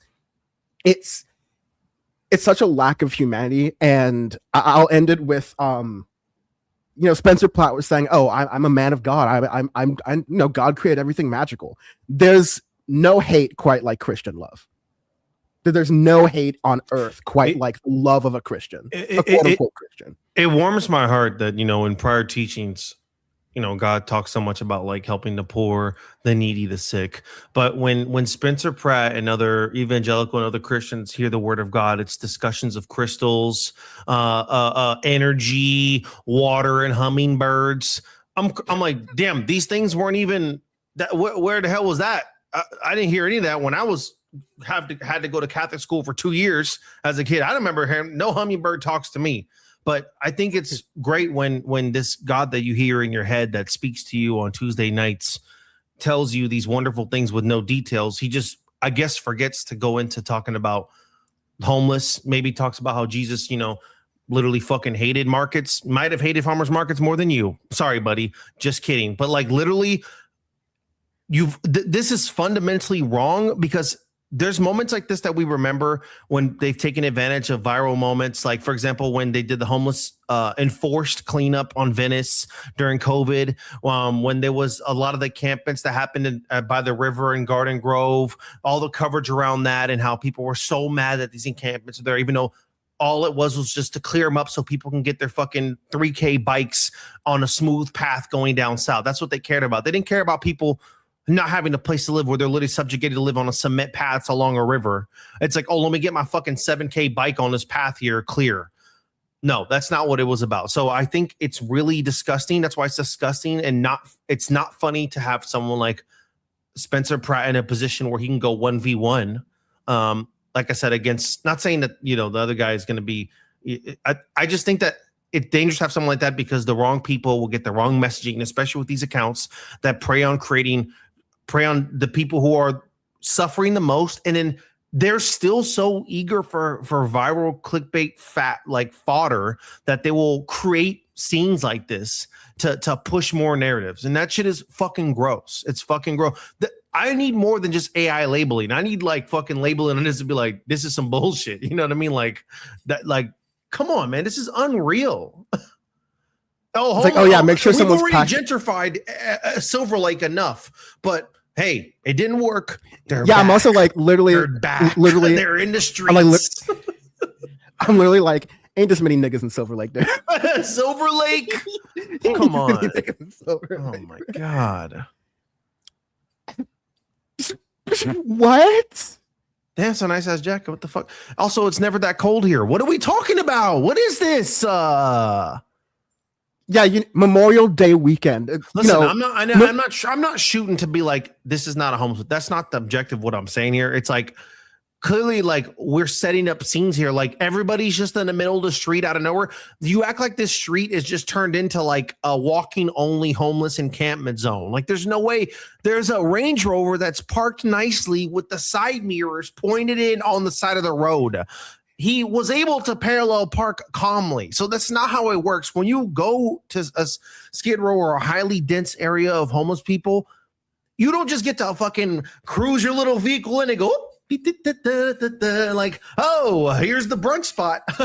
And it doesn't work like that. You have to, you park in a different area. You have to walk farther. It's just, that's how it works, because these people are in the street, they're struggling. These are zones where they have a lot of food offerings, nonprofit areas. There's like a lot of work going on. It's a lot of foot traffic. It's not like I could just pull in on my Range Rover and park calmly. How come they didn't, if they're really about it, break a window in that Range Rover? Let's see some real content. Break some fucking windows, because they're so violent and dangerous. Why does your car look all nice and clean, dog? They didn't break that window. The best they've got right here is, look at all of these black people loitering. Yeah. That's basically all they're like. I'm looking at these houses like, this shit is pretty nice. And this owner that I sit here is all day gone for weekends in Montana and Hawaii. Let me just stroll on in here and give me some free food. No, that's not. We just got them on rolling tires down the road in buckets. Where the fuck the bucket come from? Where the hell is there a bucket on the street? A tire? No, sorry. I'm 2 buckets. Someone in the chat earlier. This guy right here. Yeah. And then the other matching buckets. Matching bucket. Someone in this chat earlier said 2012 was like a shit movie. This is how 2012 set design was. When the movie 2012, this was the set design in the movie 2012. Go watch it and tell me I'm wrong. The only thing they did differently was they had the fucking concrete that turned into waves. That shit was sick. But yeah, it was just 2012. Come on now. Yeah. And there's so much to it. The doing this on your Spencer Pratt also like has an ad where he's like walking in Karen Bass's and Nithya Raman's neighborhoods going, it's a shit show. Homelessness is a mess and it's disgusting. I love how people are calling. The comments are like, with us, like essentials hoodie, Jordans. The guy pushing the tires sent me. Yeah, dog. I'm glad people are saying this, like, keep LA a shithole. Like, yeah, no, it's literally, these people just don't fucking go outside. And I'm not going to get into this too much, but like, Jank, Yuger, and Anarchist Band have made this like a bugaboo of their twos, where they're talking like they the see massive homeless things population into crime. Yeah, they see things in Spencer Pratt vision, where they think that every single neighborhood in Los Angeles looks like this. And as we talked earlier, Los Angeles is a big ass place with a lot of sprawl, so it's like kind of impossible for it to look like it. And you know what? You would have the common sense if you would just went outside. Like, and it's not even talking that much outside. I mean, like, go grocery shopping. All right, go visit a friend who doesn't work in politics. Just visit a normal person. The streets of Compton don't even look like that, dude. Like, it's fucking ridiculous. And the fact that it works on so many people is so much more of a tell. That's what I was getting at. Like, they don't have anything real, so they have to literally create a caricature of the thing that exists in their heads so that they can be afraid of something. And of course, to like make money off the content and stuff, but like it's literally just to make fun of shit. Yeah, and like that comment said in the Reddit, which randomly based Reddit comments, keep LA a shithole. It's like, what invested interest does a homeless person have by thinking this shit is rad, being homeless? Like, what? What do you mean, bro? Like, what you think being homeless is some fucking movement? You think this is some fucking vibe? Is that what they think that shit is a vibe to be homeless? It's not a choice, fucking idiot. It's a fucking unfortunate circumstance. It's not a fucking choice, dude. Choice is when your rich son, doesn't accept a job at your private equity firm and buys a fucking Mercedes Sprinter van and then goes around the country with his Starlink and he's making content, talking about, on the road every day and sold all my assets and I live in Thailand. That's a choice, okay? That's when you're having a choice. But being homeless is not a fucking choice. Like, what the hell? Which I want to do that too. See, but, yeah. See, I'm. This is gonna send you, all right? Because someone got a different view of this. This is like, I don't even know what to say about this. What the fuck? No. Look. So first of all, oh my god, there's so much to piece together here. Holy shit! There's so much going on here. Do you want to start with the chicken, or do you want to start with the plastic still on the grill? I mean, what a wonderful individual. I mean, this man is like, look, y'all are grilling. I'm putting charcoal, then I'm putting the fucking sheet above the charcoal under the tray, and then I'm putting whatever in the fuck chicken that is on top. What is? Oh my god, this is not real. What is this? Is this slow cooking? Is this how slow cooking works? I don't know. What is that? It would have gone better if they used AI, actually. Yes, AI with some fake fires, like that'd be great. You know, what in the fuck is this picture? Also, I'm gonna go back to this one more time. Anytime I see this person with the wheel, it's like, I know this was an old degenerate, apologies, white person that made this, because I think of those old time cartoons of like the 40s and the kids with the stick in the tire, like going down the road, like wee, like that's the meme you're trying to do here. Like that's not timeless, my friend. It's old and no one does that. We don't need to play with tires anymore. We can just steal a ball. Okay, we have more things we can do. I half expected someone pushing a wheelbarrow. Yeah, what the hell? Is there gonna be like a paper boy too? You know, with his bike and shit and some newspapers? Like, what are we doing here? What is it? But remember, y'all, is it electric? It's the left. And remember, it's the left of the crisis actors. Oh. Okay, you know what? Fuck it. Dan, I'm gonna disagree with you.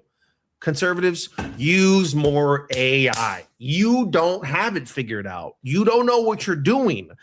You're getting this set up and it's awful and you clearly need help. So Gemini, Copilot, Gronk, Claude, whoever the fuck, Winnebago, get them backing you up. They might set up a better scene. Put a shirt on me that says keep LA homeless AF. Fine. I don't care, bro. Let's do it, because this shit is ass. This is so bad. Spencer Pratt is literally killing more jobs in Hollywood than anything else, because people are looking at that and it's like, oh, that's the program they got going on in LA. Fuck it. Netflix is moving to New Jersey now, because clearly the talent pool here is very limited. Yeah, no, like that's a fucking absolute joke. Man, you know that picture of the grill is gonna go quadruple platinum. What is that? In our group chat. Couldn't they just source in something from like an Pollo Loco ad? Like, did they have to go that fucking crazy? What is this? Literally looks like that, Dan? This looks like the raccoon meat. What is that? This is easy bake oven food. Like, this is the plastic toy food you get when you're a kid.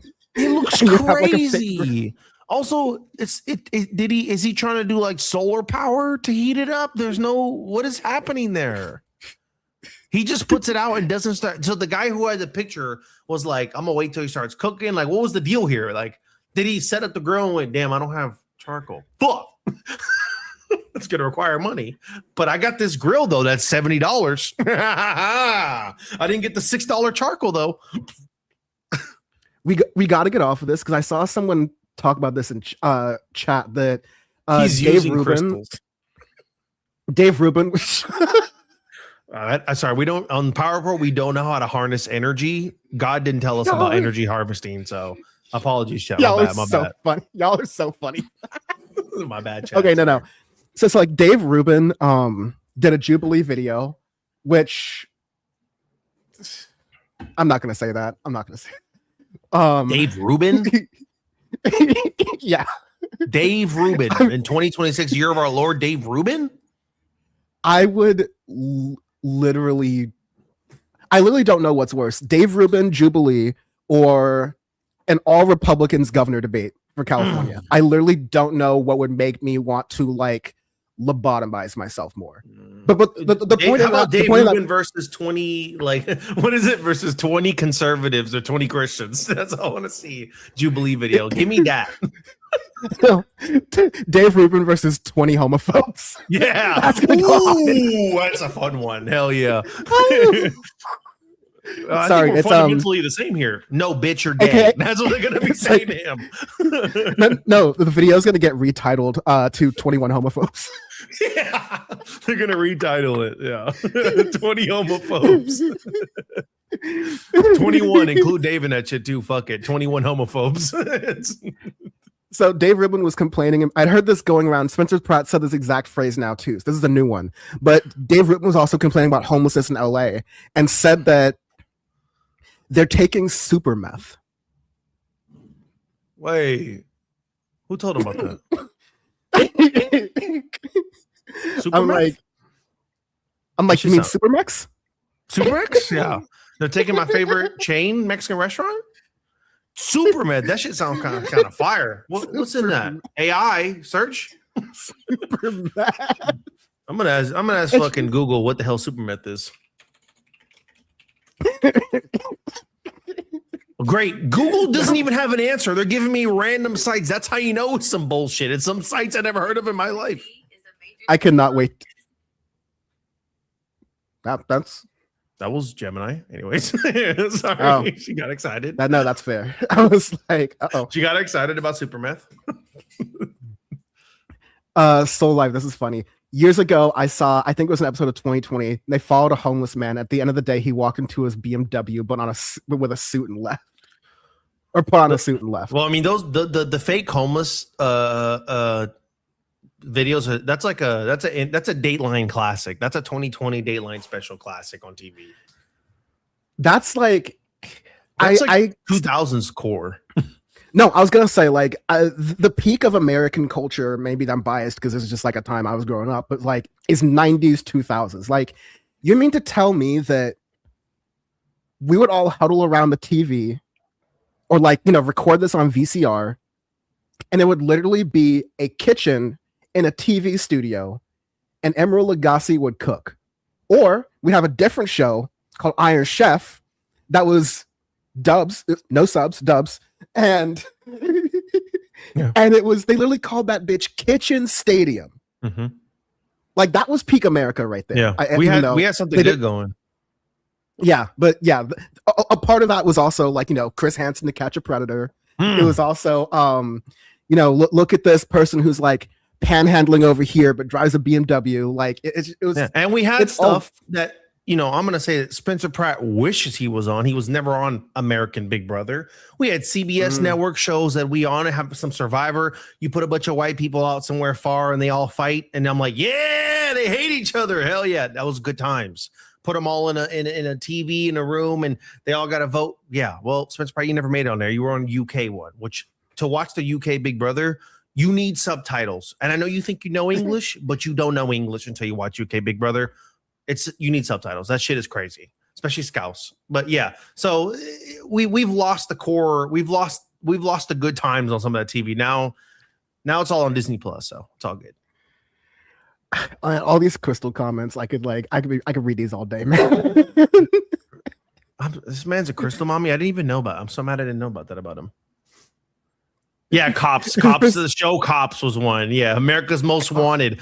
You go to bed thinking that there's some mass murderer, and then you look at it, it's like, oh, this guy got caught 4 years ago in Arkansas. I'm like, why is this a new episode? You got me scared. This man's on the loose. You want to know how many kids who like couldn't go to sleepovers because they thought I'm kids. My grandma's house, she put that shit on every night. I was in bed looking at the alleyway like, is he there? Is that the guy? Fuck. Is that him? They're like, there's too many child predators out there. You can't go and go to sleepovers. Meanwhile, all the child predators are the politicians and the cops. Yeah, it's like, yeah, what do you mean? They're actually they're transferring people on an island. So it's like, oh, okay. So California's a mess. That's what I've been. What a time to be alive. Well, so please go out and vote. Yeah, go out and vote. June 5th, right, is the cutoff. I think June 5th, 6th. Please, if you're in LA County area, go vote, drop off ballot, whatever the fuck it takes. Go vote, man. Please. So election day is June 2nd? 2nd. It's like 2 days? Oh yeah, it's on Tuesday. Go. You got time. Yeah. Go. Yeah. Write a ballot, drop it off during lunch, do your thing, dog. there are wrong answers to this. There are truly wrong answers to this. So. Then there's a lot of different stuff here. I'm looking through the rundown. Like I haven't cared to talk about Trump or Iran or anything because it just feels like we've been doing this Groundhog Day since April of like the straits closed, the straits open, we have a deal, we don't have a deal. Yeah. I'm just like, I can't imagine how sick Iran is right now. Iran's probably like, can we just keep doing this until we have nukes? Two things are consistent this year. Ceasefires cease to exist. That shit ain't real. A ceasefire is the most. Ceasefires don't have the right to exist. No, yeah, ceasefires don't have the right to exist. They are cap. It's a lie. A ceasefire is actually a gaslight at this point. You're gaslighting me into thinking that you're not going to do anything as a ceasefire. Second of all, like America's flip flop on the war being over, and then P. Hegseth is doing push-ups and like in the Navy for like Philadelphia or something. I don't know what the hell's going on anymore. It's fake as shit on both ends. So just open the shit up. They can literally tell us that they're going to remove all the mines, and Iran's be like, yeah, we got them all out. You're good. Pull up. Y'all like, can find out. They're literally building an octagon on the White House lawn. Yeah. Like, Mike Judge is just like, fuck, I'm out of ideas now. They're building a UFC event on the lawn in DC in the summer. Now, if you want to go into the pits of that's gonna smell crazy out. We're gonna have the biggest malaria outbreak in U.S. history in DC specifically. That's gonna happen with mosquitoes there. I hope dengue leaves the Amazons of Brazil and gets everybody who attends that at the UFC audience. But yeah, like Bam said, that's an issue. But they're building like coffee shops and bookstores in Tehran. So you know. Fuck it, bro. Fuck it, we ball. Like, you know, it is what it is.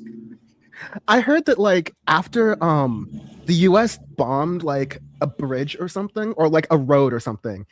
And I want to say like in 2 weeks later they had that shit fixed. I'm like, yeah. Damn. They're like, we have infrastructure. Like, we have construction crews and like, you know, we okay. It was old. Anyways, fuck that bridge. I just feel like I knew that shit was old, bro. Fuck that bridge. Oh yeah, it's probably like rain. Oh my god, if it rains, that'd be so funny. Oh my god, please. Maybe we all just need to do a hate watch. Maybe we need a hate watch the event. No, it's gotta. I want one of those like midsummer monsoons we get on the East Coast. Ooh. Last year on Juneteenth was honestly pretty racist. It was a nice sunny day. I went out to some Juneteenth events in Bed-Stuy in Brooklyn. I was gonna go with some family, and they left first. And I was like, "It's okay. I'm Dan. I'm slower. So like, you're allowed to do CPT on Juneteenth. It's fine." 5 minutes after they went out, torrential downpours. Oh, beautiful.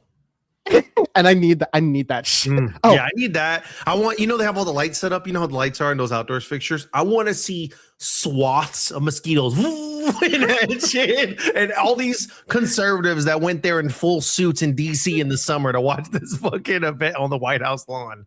Oh, I'm laughing a lot. I'm laughing a lot more at this than I thought I was, but I forgot. I saw this morning.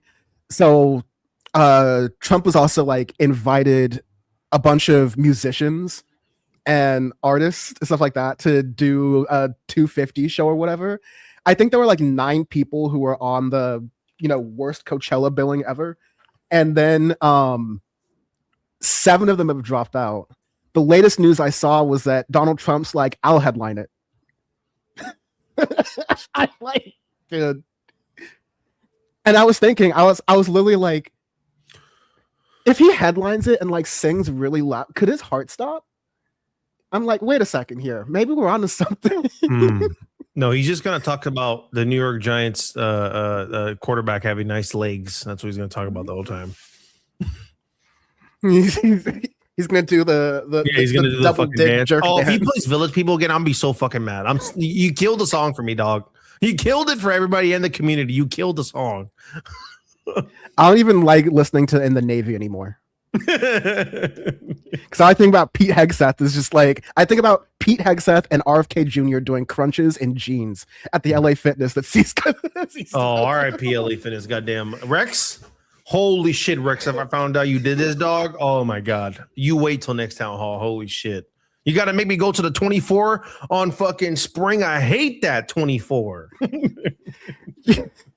First, they took away the Circuit City.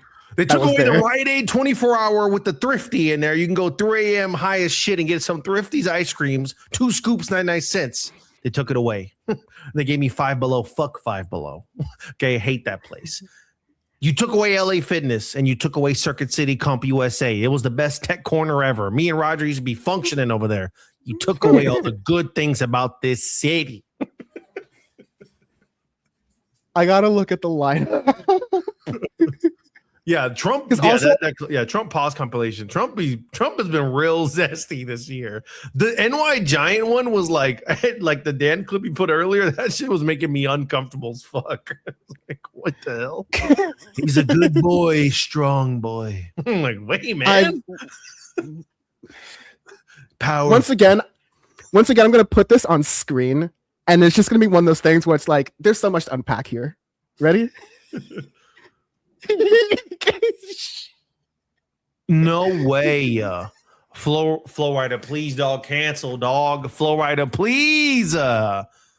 He's absolutely apple bottom jeans, boots with the fur. Vanilla Ice. My whole club was looking at her, and we were trying to figure out whether she was 18 or not. Hey, call me an immigrant. Who the hell is C+C Music Factory? I wasn't born here. What I'm thinking about is typical Donald Trump. Everyone who like stuck his neck out the most: Nicki Minaj, Kid Rock, Fujiato Blow. Apparently the invite. Such a good vibration. That's damn, banger. Wait, don't cancel. That song is good. It's like, wait a minute. But also, like, she's a banger. Hold on, I take it back. That's a banger song. Hold on. I literally thought the Commodores are dead. Well, Millie Vanilli. Like, where's Lil Wayne? Where's all these other like I said, like, where's Nicki Minaj? Where are all these Snoop other Dogg? like Snoop Dogg? Hello, this is your chance. Your goat needs you, Snoop Dogg. Get your ass out there on that lawn and get to work. Time to start tap dancing. Zip them up, shoot them up, shine them shoes. He needs you right now, Snoop Doggy. Go sing "Sexual Eruption" to the whole audience. What else you got? Gin and juice. Whatever. Fucking get to work, buddy. Come on. The Commodore's gonna have Lionel Richie. Stop it. We're accidentally we're fucking around, but we're accidentally improving this lineup a lot. Yeah. Wait, why didn't they let us do the booking? We could really get your shit bopping, dog. Like Flow Rider might just barely cut it as an opener. We'll get the shit rocking. This is like when all of the countries have their own like World Cup theme song, and then ours is like the most like stomp clap. I'm gonna drink some beer and cook some barbecue. Vanilla Ice, come on door. C+C Music Factory. Like those fucking AI videos. Brazil. Oh my God. So and many more. How could I forget? And many more. Oh, so more to come soon. They'll be announcing more. AKA more fucking what is it? Impersonation bands or whatever. Like it's gonna be a bunch of bands that great impersonator, Elvis Presley impersonator. It's gonna be all the impersonators or much more. I think this is the story. Yes. Tribute bands. Artists are bailing out on a Trump-backed concert series. Now he's hosting his own ceremony. I'm like, please do it. I want him to sing. Oh God! I literally want him to sing. This top 3 billing for the picture. Oh, rough. PU. Holy shit. Bams and more. Cash Patels. Yeah, get her on that PJ stat. She's ready to go. Get her on the FBI PJ. She's fucking ready to function.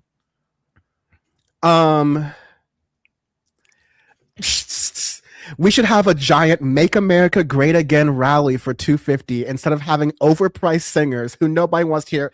Donald Trump is not probably. Someone said this. Probably the reason people are not showing up and not doing it to be there is because Trump's a cheap ass. So he probably wasn't even paying him that well. Brett Michaels, who won the Celebrity Apprentice, was even like, if I'm Brett Michaels, I would jump off my balcony if now I'm known as the guy who won the Celebrity Apprentice in 2010. He had a whole career before that. And they said, guy who won the Celebrity Apprentice on NBC in 2010? Everybody knows Celebrity Apprentice wasn't even the good one. No, it's the one with Omarosa. That was the banger, dog. That was when we go. Yeah. That was spicy. Again, that was when we were having a good time. We're going back to 2000s TV. We were really doing it. Yeah. NBC Trump hit different. That's it. I'm tired. You're fired. I'm like, yeah, okay, here we go. I just love this. I just love this. Brett Michaels also wearing his own shirt on his is that him on his fucking shirt? Jesus. I'm gonna get a Caesar shirt. No amount of money can unlame a dude. Dan with Ride the D on his shirt right now.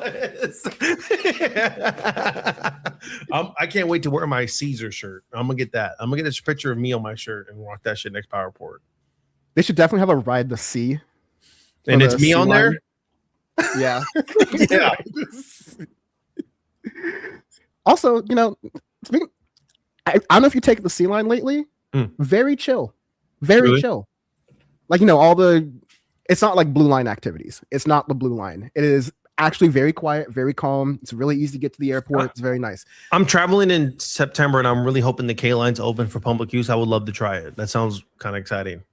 So it's open today. It's just that the people mover that gets you from that like special little station over to the airport isn't there. So you still have to take a bus. Oh, you have to take like the bus that brings you to LAX. Oh, okay. Yeah. Okay. Yeah. I want that connection in there. That sounds sick. Like, take me in already. There's just been some other like loser shit here. Like a court ruled that Trump has to take his name off the Kennedy Center.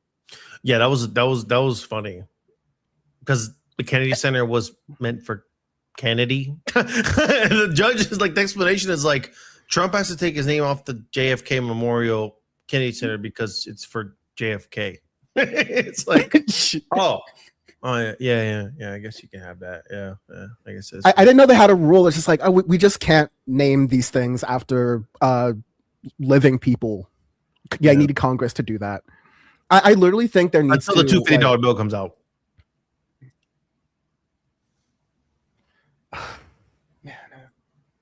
I will say that among many Democratic failures, one of the smarter things Trump did in 2020 was putting his signature on the stimmy checks. Oh yeah, his name on there. Yeah, so this is like another one of those things. But like, can you get Harriet Tubman on the $20 bill? No, Trump 250. You know what I'm thinking as well too? I'm like, the economy and like inflation is just gonna get so epically bad when we're pushing a $250 bill, because I'm like, is it because the dollar's tanking? Is that why we're pushing a $250 bill? Because we're gonna have to start making the cash bigger because our shit's getting worse? Is that why we're rolling out a $250 bill? I thought it was cool to flex a 200s and a 50 was a better flex than having one bill for it. So all right, I guess we're just gonna go to hell. It's going to the shit. It's about to get a Zimbabwean dollars level of shit right now. Who's gonna be the first rapper with the stack of $250 bills money phone? God, there's so. This is something actually somewhat serious, and it does buttress into another point I want to make. Niggas can't vote in the South. Actually, though. Really? Like. The Supreme Court gutting the Voting Rights Act. You had politicians in Louisiana literally like trip and fall over themselves to pass these new maps and everything to cut off and take away black districts. Yeah. Redistricts. Yeah, all the redistricting. That's a mess. I think some of these I forget. I was just hearing about this, catching up on some news yesterday, but one of the states rolled back the redistricting effort that they tried to do because they were like, yo, we don't change election maps like 6 months before an election. That's just going to confuse people. People aren't going to know who's their representative or who they're supposed to vote for. We generally don't make these changes in election years. So it seems kind of sus you're doing it. But when we look at, I'm not gonna get out of bed or mention my name for any Democrat who's running for president in 2028 who doesn't have, I'm calling it the Office of Unfuckery. You got to create a new department, the Office of Unfuckery, where it's like, okay, if Trump's everything from all the cuts that happened with Doge to Trump getting to name an airport, we're just hitting Command Z on that. We're just undoing all that shit. And the second thing you got to do, I'm not going to take any Democrat seriously until I hear court packing. Literally, I want 400 Supreme Court judges. I want that shit to just fundamentally not run right. I just want that because it has been proven. Go ahead. I mean, I agree with you, but now that means you will have to see that there's going to be Democratic leaders that are going to be more center lib because they have, that court packing is the Democrat or court packing people not so demonic Republicans is a better move. It needs to happen. We need to take some seats back, but those are not going to be progressive people. I hope we know and understand this. As young people understanding politics, you're not going to get progressive court judicial leadership. It's different when you get to those avenues of government. Those people operate differently. They come from long lines of judicial systems, whether it's prisons or overseeing police force. They come from a different angle. They work in different spaces. Not a lot of community spaces. They're usually working with law enforcement a lot. That's their daily in and out people they see every day, lawyers. So you would have to have someone in a position of power, maybe under someone who's more progressive, that is assigned to this, that is, liberal or, more center, left leaning, because they're going to have better relations in understanding those principles, because it's not really the avenue of progressive politics to be, supporting Supreme Court leaders. You know what I mean? No, you're totally right, C's. I think the only difference here is that you're taking this very seriously and talking about the judicial system overall. And I'm saying we find some Yale grads who run the socialist club at Yale, and we go, you're just on the Supreme Court now. I call up Ravana and I'm like, hey, I got a job for you. You're on the Supreme Court now. You learn how to wear a big white one with the fucking robe, and you got and the mallet. and to make a somewhat serious point, the judicial system is it doesn't create people who want to abolish prisons, right? That's just not what it does. But in the private sector right now, you have a bunch of lawyers who would rather be doing things besides mergers and acquisitions or all these big lawsuits. If you tell them, hey, we're going, and that's another third thing a Democratic candidate's going to need to do. We need to make working for government awesome again, because Trump tried to ruin it, and Republicans try to ruin it to make it suck more. But if you say, hey, we're going to start paying private sector salaries, you're going to start getting vacations, and now you're going to get to do a job you don't hate or do something that actually contributes to society and helps society overall, all of a sudden you're going to see the socialist lawyers come out of the woodwork. All those people who really quick, all the people right now who are working pro bono to get people out of ICE detention centers, what if they were paid to make sure that people's immigration statuses, that they could stay in the United States? If you just set that tone, it's not in the judicial system, but there are people who work around law, who understand these kinds of law. Well, if you give them a reason to, I think that could motivate a lot. But I want to hear what you had to say. And I think, like you said, court packing we need a control Z, command Z, definitely undo. I agree a lot of the things that the administration has broken. And I think that also under Biden, I think we had one of the better lawyers and attorneys in our history in a while. And that was Lena Khan. I know I glazed Lena Khan a lot. But people like that is like if I'm running an administration, I need Attorney General Lena Khan. Yes. Need her at AG. And because she's gonna appoint people to do work for her that have similar style and rigorous. They're beasts, they're sharks, they go hard. That's the kind of people that we need in charge of handling these multi-trillion-dollar acquisition groups, mergers. They take the fight to these big corporations. And I think someone like that is symbolic, and we will look back and realize how good we had it when we had someone like that in a position of power. That's what we need, an AG or something like that. Lena Khan, I think that'd be fantastic, especially if we see how much more work she's able to do in that committee under Mamdani in New York.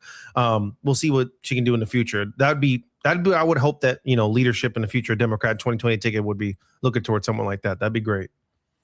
Yeah, it's definitely like a lot of wish casting right now because of course. We're just trying to see if like Talarico can get it done, right? Yeah. That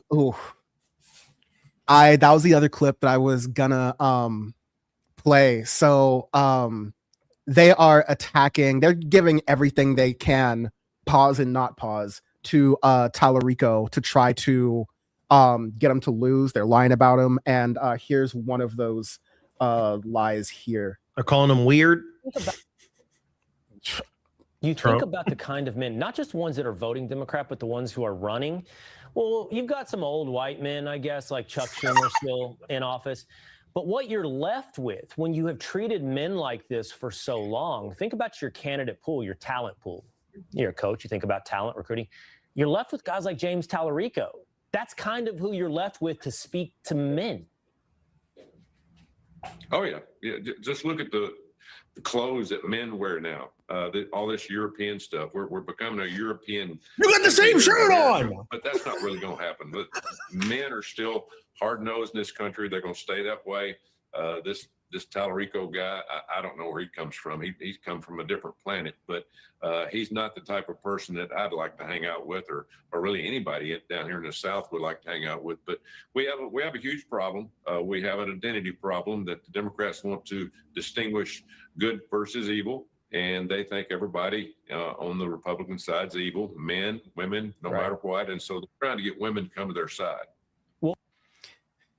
There was this other video, I'll try to find it, but I definitely wanted you to get your thoughts in, where they were like, I call him like trans Tuberville or something, or like, or trans Talarico or something, or like, six gender Timmy or whatever. Like he was making up like all these names off the rip. When he said that, I don't know, is Talarico an alien? It's like, yeah, he and Wembanyama just came on the same little ship. Yeah, they're all on the same ship. Dropping to San Antonio. Yeah, both in thobes too. They came down in a full Muslim thobe gear. Game 7. Buddy, y'all got the same fucking suit on. So I don't know what kind of men you're looking for. Pause. But y'all got the same clothes on when they did the side by side. European. You got the same fit. You got the same fit. Your video's just mirrored. Y'all got the same fucking shit on, doggy. Matter of fact, it's not even mirrored, except yours isn't even fucking pressed, man. What, you have your shit balled up in the drawer? Anyways, I think that's crazy to come at Talarico like that. I mean, also, what we're talking about at the end. He's like, he's trying to get the women on his side. I'm like, God forbid a man has a little is trying to get women and people on their side. He's not just trying to get you on his side. Like, oh no, the women are just gonna start listening to this fuck guy. Like, what the hell? What is this, man? What the fuck kind of? Trump, the real macho man, talking about quarterback's thighs being powerful. He's a beautiful young man. Like here's the video, and this is, man, the Republicans are just really stupid, really cynical and really stupid. But my opponent is the most extreme radical the Democrats have ever nominated. He's even running a vegan campaign, whatever that is. Did you hear that? We're back, sorry. My opponent is the most extreme radical the Democrats have ever nominated. He's even running a vegan campaign, whatever that is. Damn. Bam this is Bam in his chair now. What? Yeah, he was like, what? What do you mean fuck me for? What? Why did I say fuck me for? Vegan hater? Vegans in the chat, rise the fuck up right now. Also, what does running a vegan political campaign mean?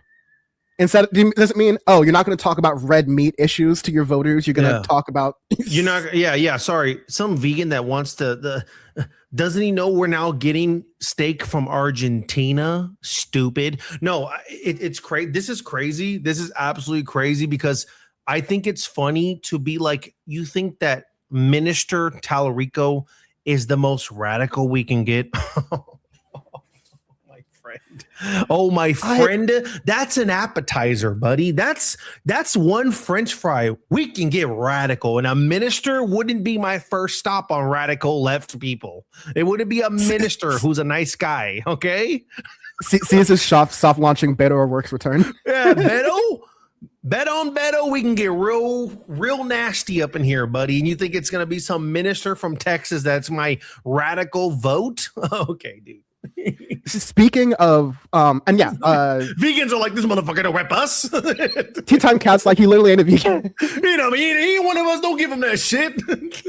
So much like that article about like the fake homeless story, there's just going to be so many more other bits. I only was able to make it 5 seconds into this video. We got a minute and a half. Let's do it. So let's do it. My opponent is the most extreme radical the Democrats have ever nominated. He's even running a vegan campaign, whatever that is.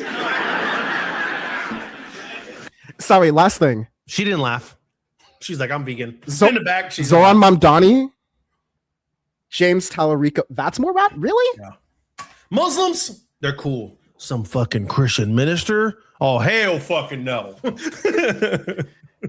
Okay. Campaign, whatever that is. He goes by a few names that you may all have heard of. Some people know him as Tofu Talarico. Some people call him Six Gender Jimmy.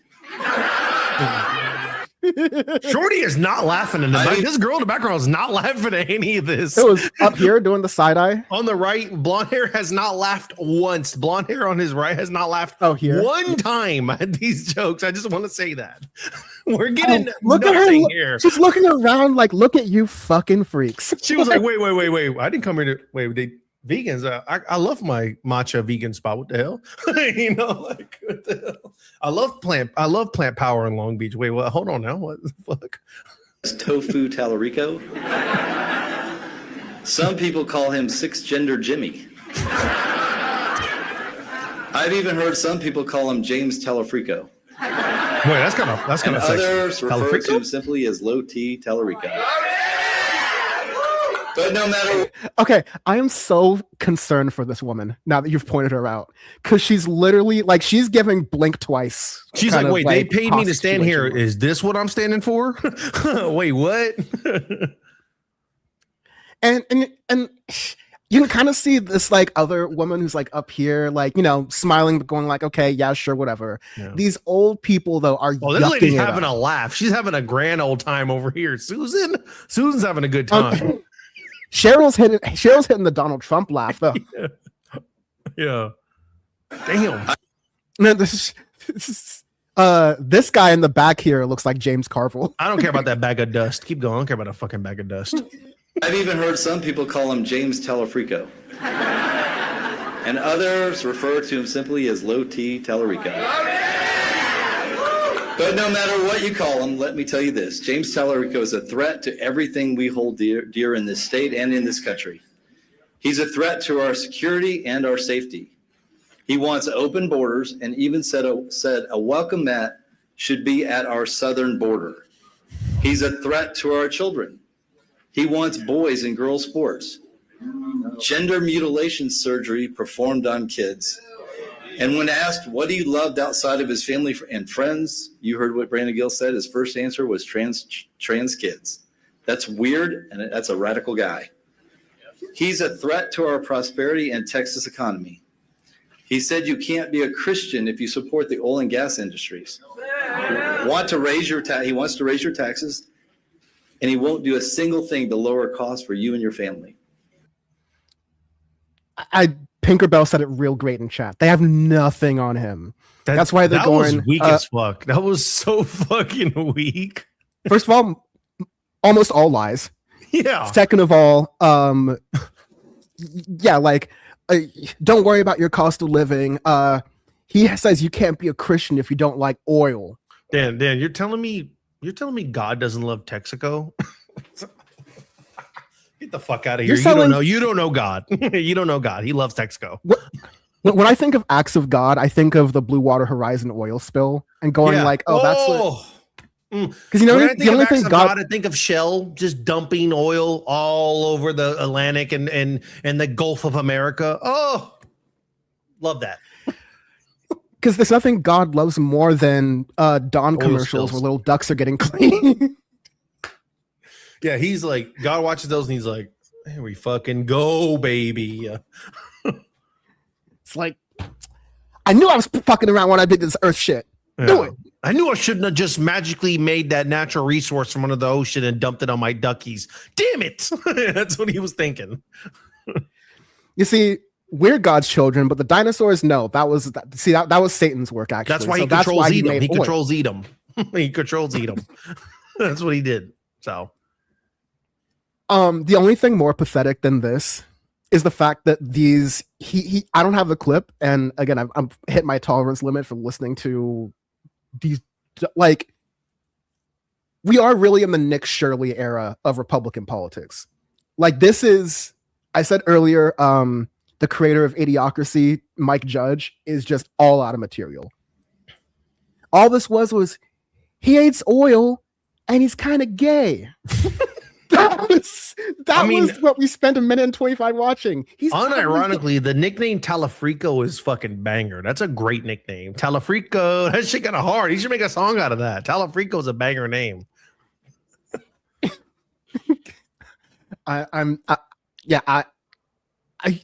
most shitty thing, or like the most pathetic thing he did, was he was focus testing all these different names. He was asking like at smaller crowds, like, Tiny it's not any little T Talarico.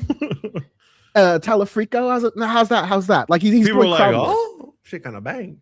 Little T. Yeah. Oh yeah, I hate that. He has low T. Fuck him. It's like that audience. There's a lot of low T, my brother. Okay, there's a lot of low testosterone in this audience. A lot of motherfuckers on Blue Chew over here. So don't act like T is gonna be your divide. Someone's T levels being my dividing vote is crazy. Yeah. Bag of dust and bones there. T has been gone since 86 in him. Dude, he's on menopause. That's how low T is. The T in him is oozing from his earlobes. That's what's happening to my man over there. It's different. Talarico, Puerto Rico. Bangs. He needs to get in my DMs, Talarico. Let's make you a banger song, dog. Let's make you a song. I swear to God, if Bam produces a Talarico song, produced by Bam, that'd be great. Talarico hit. Oh my God. So yeah, like, it's difficult really to talk that much about politics in a lot of cases because, like, what is this? This is just he hates oil and he's kind of gay. And that's like mainstream Republican politics. The only like more tangible policies that are being talked about are like, you know what? I don't think black people should be voting like that.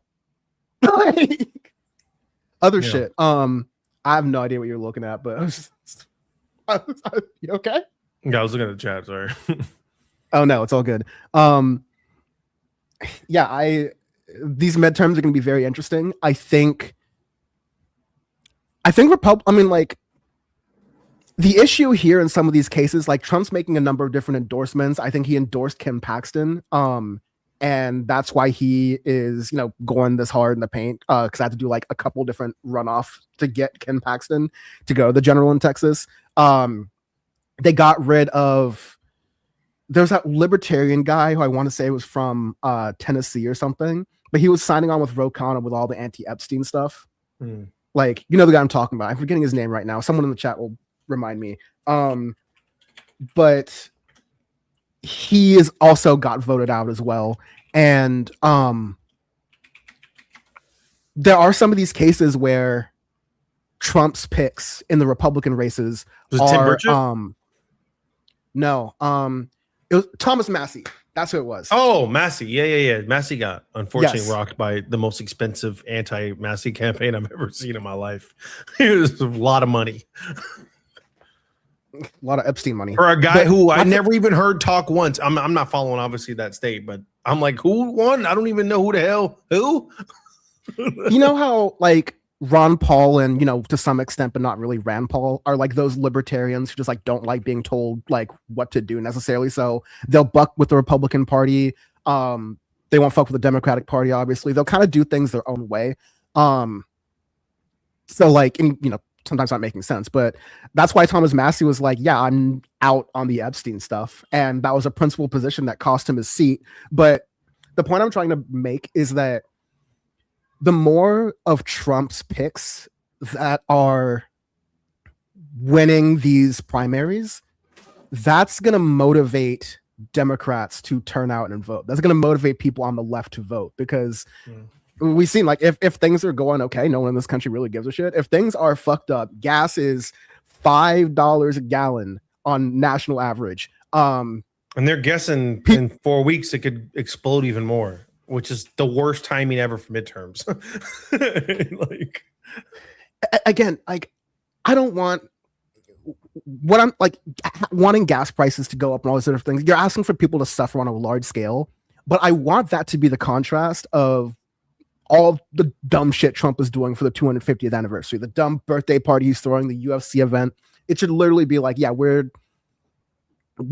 stuck. We're all bicycling now because we can't afford gas, or like, you know, EVs are getting stolen because we can't afford. We're probably not going to be able to afford electricity at some point soon.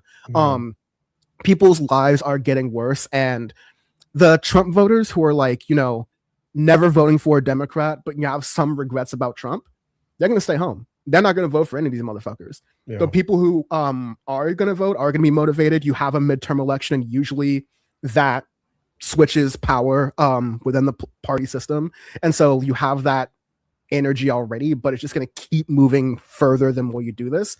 And if Democrats play their cards right, they could win some of these seats and get some of these people elected, versus especially with these Senate races, it's very important. Texas can be flipped. Texas can be flipped. It's definitely possible. Like Talarico has a lot of steam. And I just don't see Ken Paxton having a lot of steam, because this isn't, you even look on the crowd, everyone who has like an ounce of adrenochrome in them, like people who are like a little bit younger, right? They're all in that crowd, and they're just like, okay, dude, like whatever. Yeah. And Trump like has abysmal numbers with independents and people who are in the middle, or like, of course, with his diehards, he's going to stay at 30% to 29% clip no matter what. That's his freaks. But he won before, and his endorsements won because he was popular among independents and like the mid voter, or like the center left lib, and like that the person that was right leaning to the mid, like they were like, fuck it, we need Trump. But if he's tanking with those people, I can't imagine they're going to be motivated to rally to give him another vote. They're going to be like, I'm going to stay out of this. And then the people on the left of that are all going to be motivated to take these people out. So that's going to numerically, they might get fucked in some of these places big time. It's possible. The blue wave. The Republicans are going to argue that you need to elect Republicans to keep Donald Trump in power and to give him more power. And then Democrats are going, yeah, we don't want that. We don't want. Look what he's doing power. with it. We're not getting what you want. Things are worse when he has more power. Like he got every seat, and it's worse than before when he has this much power, actually. Yeah, and it's you're just so right with what you said earlier, C's, that he is running up against an increasingly bad time for Americans and American voters in general, and fewer people for whom this shit is working for. So, you know, never count the Democrats to snatch defeat from the jaws of victory. So I can't say it's a wrap, but and you know, messaging has never been their strong suit either. But you got people pissed.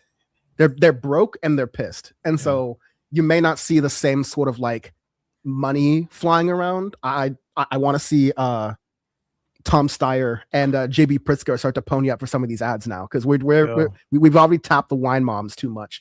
But and crystal mummies.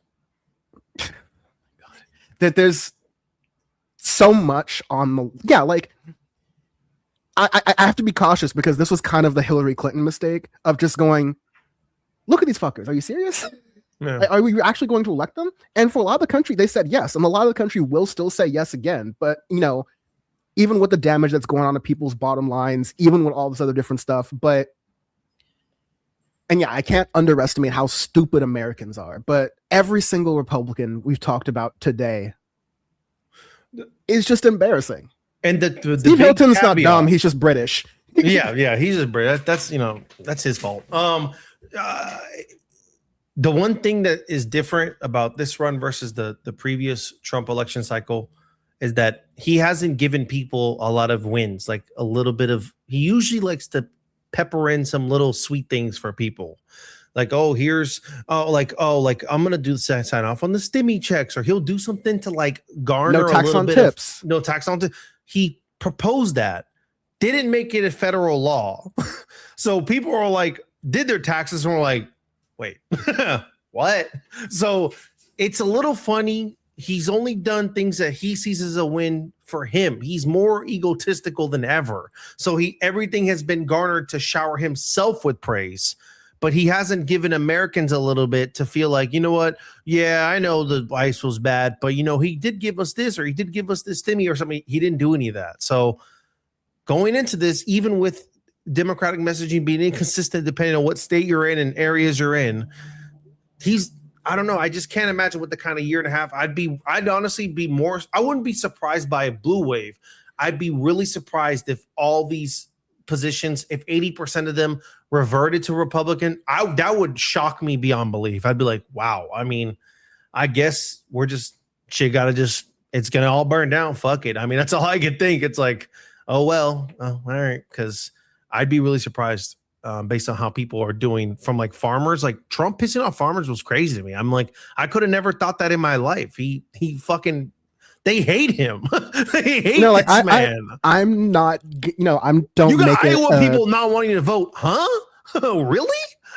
I don't make it a pattern to drive up the 5 freeway all the time, but I'm wondering where all the billboards are about how Trump's going to end the drought. How, farmers for Trump. He pissed off the farmers. That's the easiest base ever. They don't even know what the hell's going on in inner city stuff. They just need 2 things. And you didn't even give them one thing. You just gave that shit to Argentina for what? What? It's the art of the deal. The art of the deal is making it harder than ever to get soybeans or beef, or not to be glib about this, Mexicans. Like this guy was trying to sue the IRS and then came up with a negotiation to have his family and everybody let off for free forever, and a slush fund for Jan Sixers. But it's patriotic because it's 17 cents.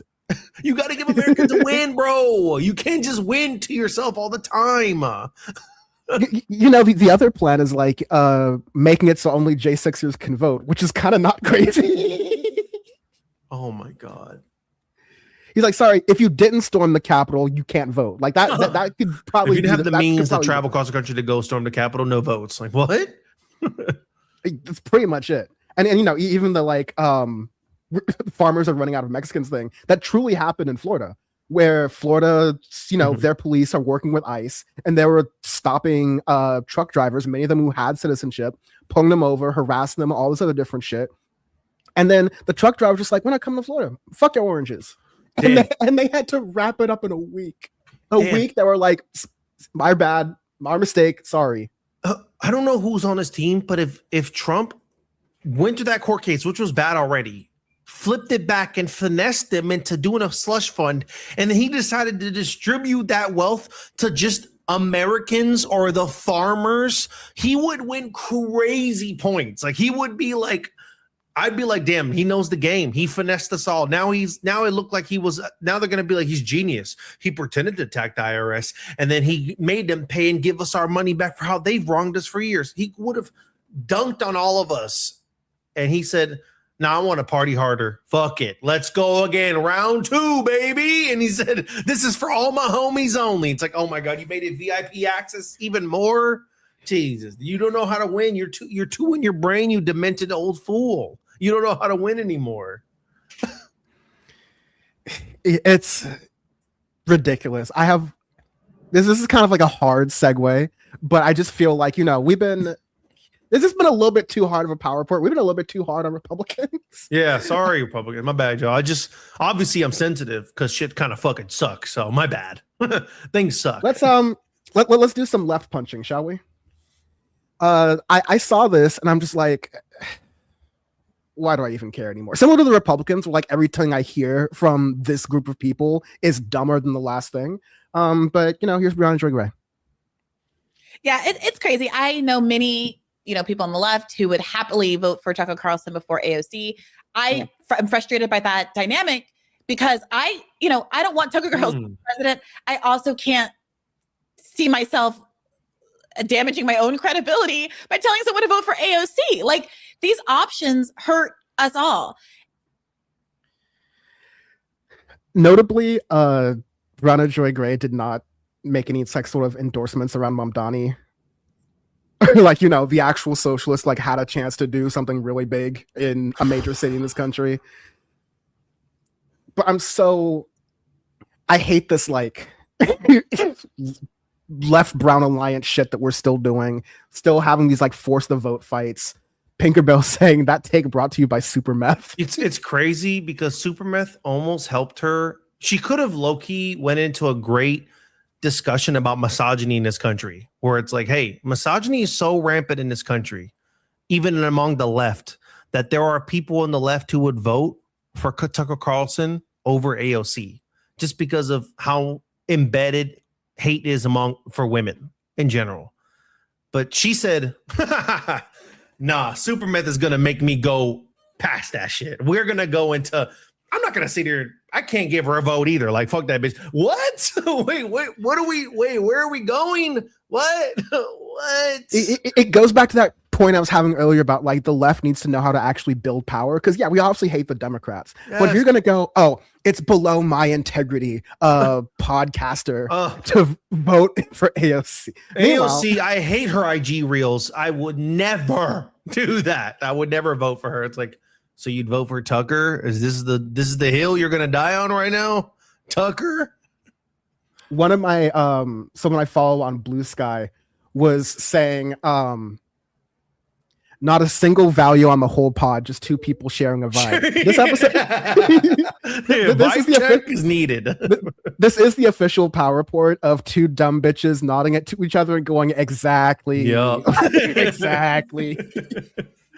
No, but this is just I'm just having fun now. Yeah. Here's a photo of Brianna Joy Gray quote tweeting a post on Twitter from October 16, 2025 saying, I unironically like Sliwa.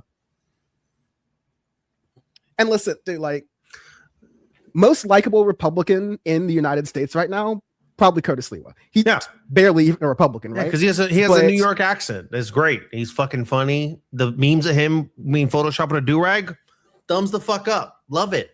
Yeah. He loves animals. He genuinely he's a human with some redeeming qualities. Sure. Yeah. He got in a couple street fights.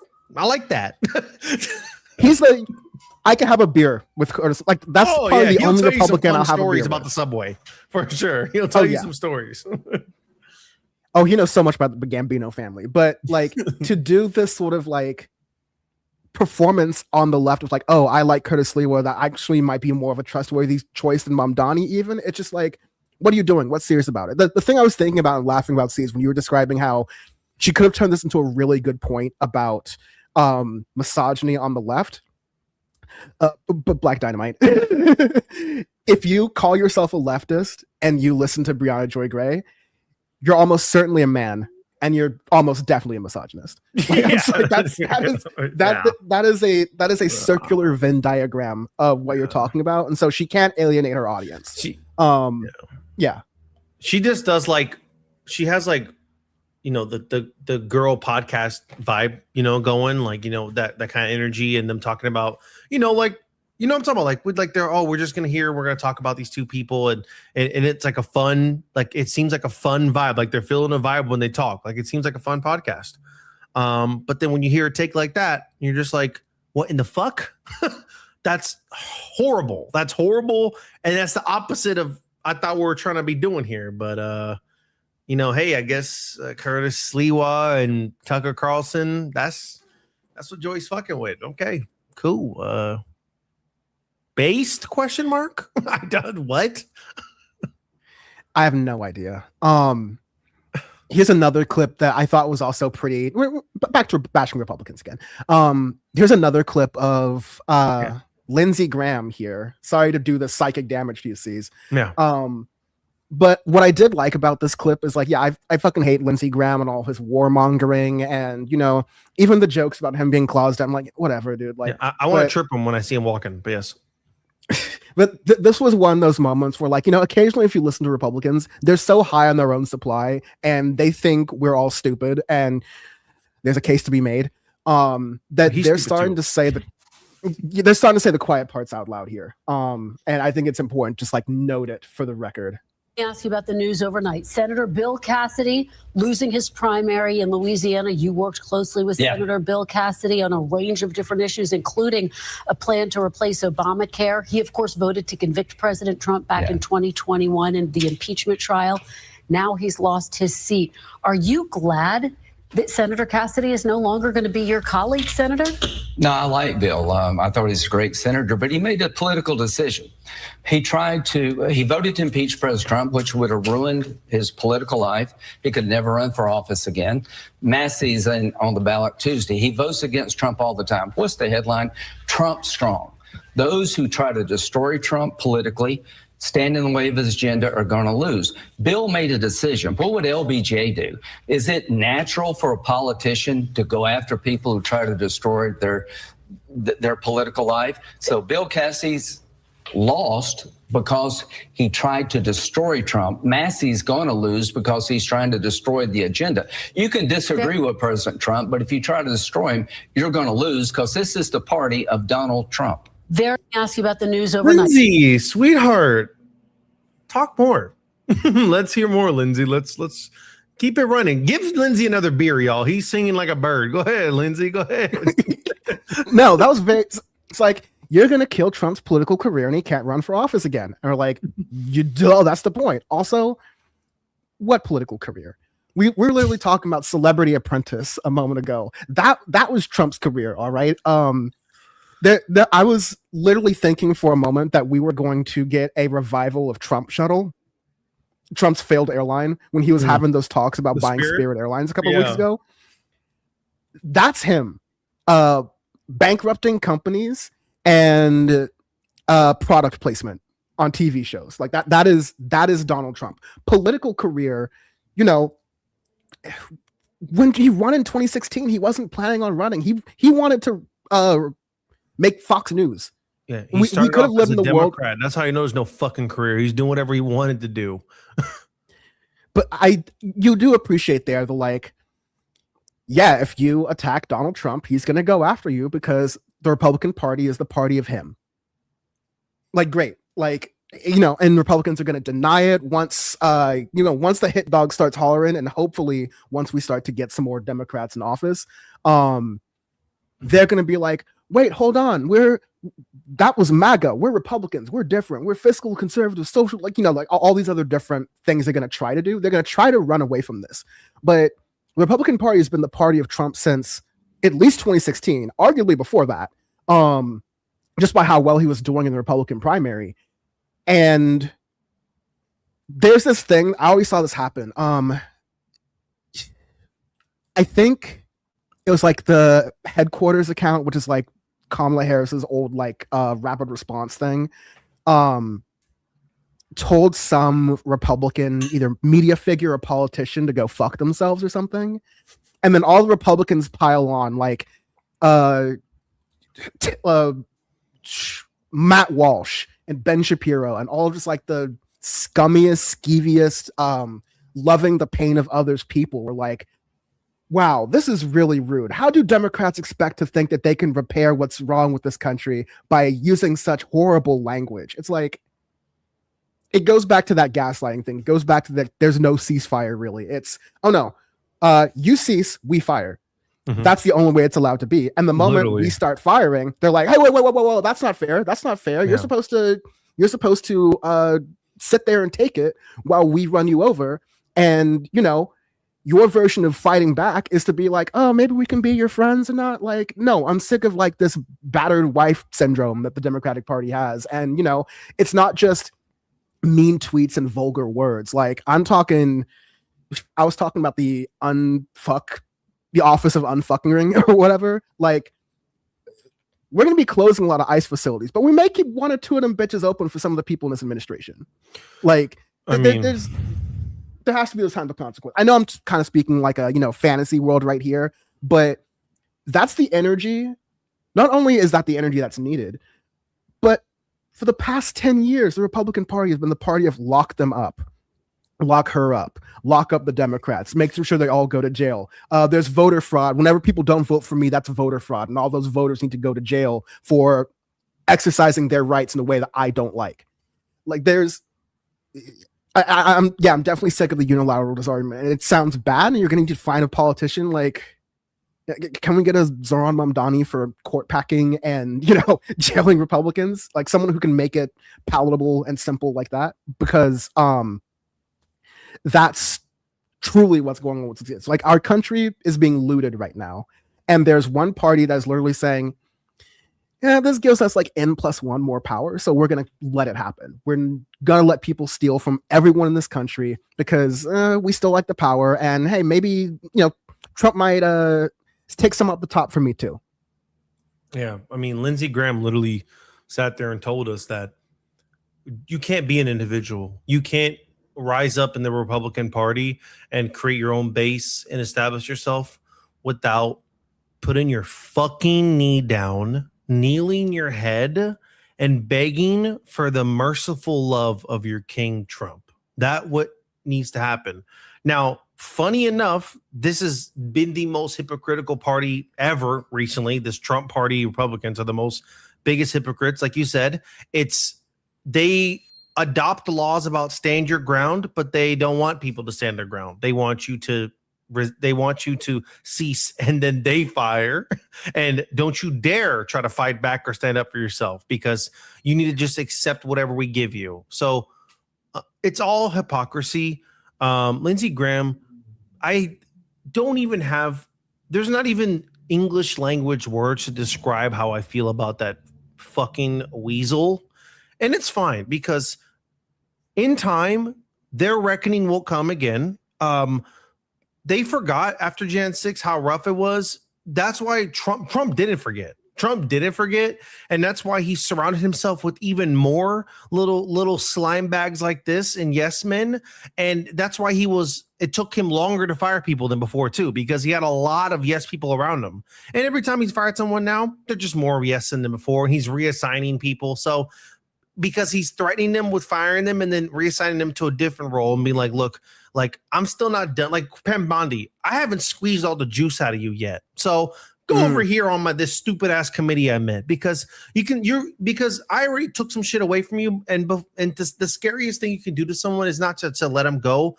It's the abusive mentality of letting them go, but then grabbing them back and being like, I can still give you a little hope if you bend even more. And that's what authoritarians do. That's what kings do. They break your will, they give you fake hope, and then break you again. And that's what they're going to do in this party. And if things trend in the way they're supposed to in life, the Republican Party, unless, which I'm not going to say happens, if something happens unfortunate to the president of this country, if something happens to him by hypothetically unfortunate, that's what we'll see, true chaos within the party of establishing power. And Trump as so we don't have that, and we can't bank on that. Every single country that has an authoritarian leader, you can speak to people that have waited and wished for headlines of that person passing away or dying, right? That's like a dream of a person in a situation that we have that situation here, and it's probably not going to happen. So that's why you need to garner court packing, elect people in these positions to be able to take power away, because someone like that can do less with less power. So he has too much right now, and even in their own base, you must bend to him, or your career, even among that side of the party, is fucked, which is crazy. Like, you're fucked even over there. And it was a big bet they made, because you really made, once again, really great points here about, like, there was concern in 2015 about Republicans, like, I don't know, this guy's going to win, but, like, should we really make ourselves look like this?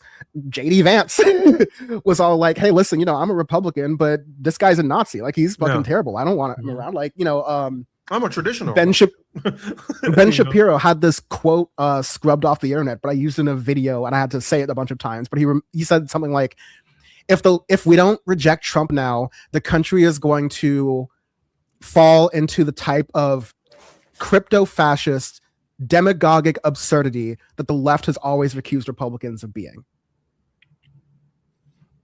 In defense of Ben Shapiro, like, I really couldn't have worded it better.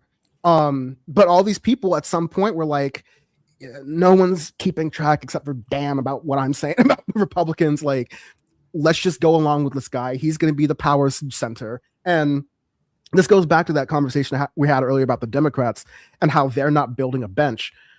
Right now, the Republicans, they kind of do have a bench in the sense that, like, they'll sign anyone on for like a 7-day walk-on contract just to see how they do on the court.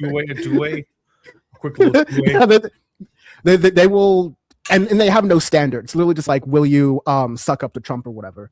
But truly, you have all these people on record for the most corrupt, least popular president in American history. And a lot of these people are going to try to have political careers. For a lot of people, they don't care, and that's never going to be the goal anyways. But a lot of them still want to have political careers. And you don't have a bench of anti-Trump or even, like, Trump-adjacent Republicans who will stand up to any of this, who won't just face severe retribution from Donald Trump. And that makes it so that dampens the ability for Republicans to go in 2028, hey, that was crazy, right? It's okay. The adults are back in charge. We've always been here. We never left. That kind of sucked a little bit. But, let's go back to ignoring politics and kneeling or like putting your hand over your heart before a football game starts. Like, let's just go back to normal. Let's just do that. But no Republicans like that are allowed to survive in this environment. And so all you have are untalented, corrupt sycophants. And that's not going to be helpful for the party either. Of course, Trump doesn't care, but that I see that as well.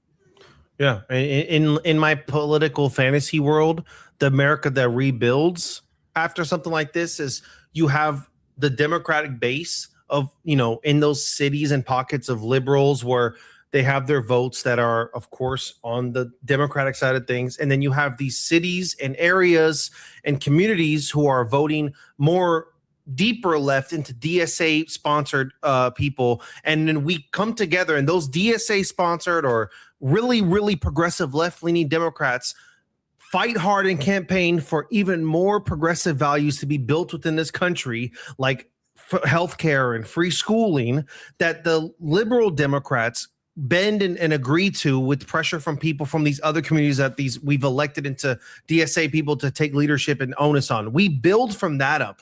That builds a healthier America. The inverse is what we have now of just a party that capitulates to one authoritarian who runs rampant and gives all his power and wealth to billionaires who support and love him, and only regurgitates that for people that fight to him. He'll also lend a reaching hand to with pardons, slush funds, and bullshit. America is never going to be truly aligned on one thing. Dan and anybody, we're never all going to be 100%. But when we create a base where on the Democratic side of things, there's going to be people who I don't agree 100% on, but if they're 80%, I can work on voting people to build that up to 90 and put pressure to build it to 90, 95 over time.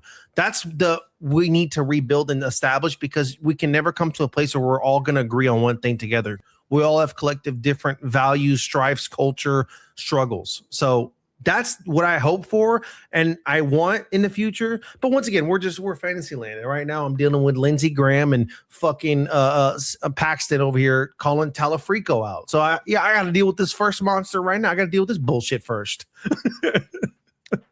I have a few more clips because Bam actually brought up something that I want to make sure we talked about before your 3 hours are up. But yeah, please go. There was I was just going back through like some things I posted on Blue Sky, and this is just, we don't have to spend too much time on this part, but it is so exact to what you said earlier that you probably already knew this because you're a smart person. But like, I'm going to show you a clip from Fox Business about a month ago. And then I'm going to show you, it's really a shot chaser thing. Like you have to, the video doesn't do it justice until I show you the image that comes after it. So first, here's the Fox News clip. For our farmers and our ranchers, for farm security, for food security, making sure our farmers can prosper. Also, sorry about the audio being weird. I think that's just like that. As they move into hopefully what will be a golden age under this president, these trade deals are very important. But the president also understands that the over-reliance on a country like China has massive implications from a national security perspective. So we are very grateful. The president has moved out. He's put the farmers at the top of his list as he's struck these new trade deals. And my cabinet colleagues from Lutnick to Greer to Besant have just been wonderful, getting our soybeans, getting our cotton, getting our sorghum out into the world. For our farmers and our ranchers, for farm security, for food security, making sure our farmers can prosper as they move into hopefully what will be a golden age under this president. So I want to go to that golden age part, right? Because, see, you were just saying this earlier. This is a devastating front newspaper headline from the Des Moines Register from the same time. It reads, "Growing bankruptcies. More farmers seek help counseling as crop prices fall and expenses add up."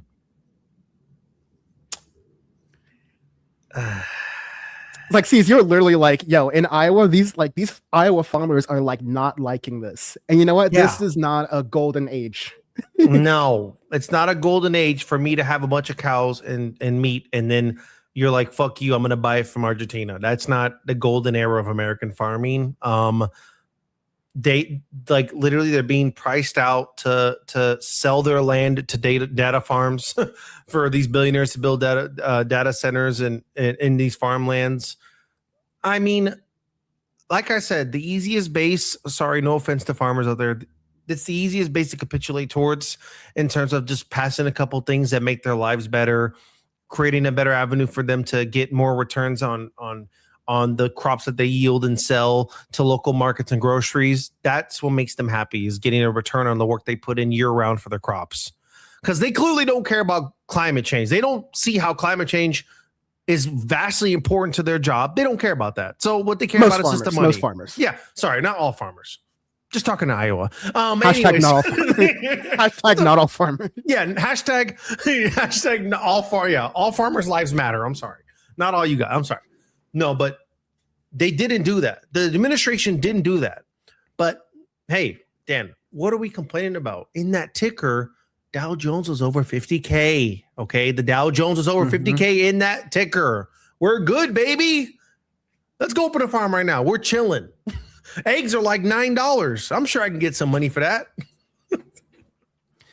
Yeah, we're all getting sent to the farm upstate when it comes to the Trump administration. We're all going to be working on that shit anyways, because they decided to just boot every hardworking American that came over here legally or illegally, working their ass off to provide needs that a lot of us can't do and won't operate in. I guess I got to get to work, shit.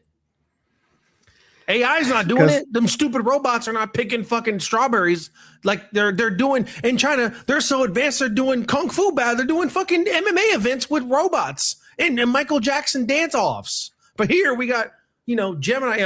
Don't activate again. Upgrades again. So annoying. The thing that sends me a lot of chills about what you said just a moment ago is like replacing these farms with data centers. And we've always talked about, well, farms take up a lot of water. Factory farming could be done more efficiently, but it's like, okay. They build them by streams, by the way, and river sources where they can, grow. But for a data center, that's extracting power and water cooling. Yeah. Water plus something. Water plus food literally allows for the sustainability of the human race. Mm-hmm. Water plus AI is the direct opposite.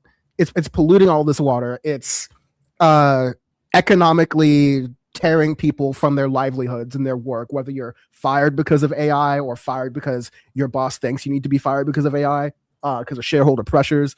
It's just all really ridiculous. But the last thing I want to go over here, because Bam had said something like, how come Israel currently colonizing Lebanon doesn't hurt Trump at all in any sector, far right or left in politics?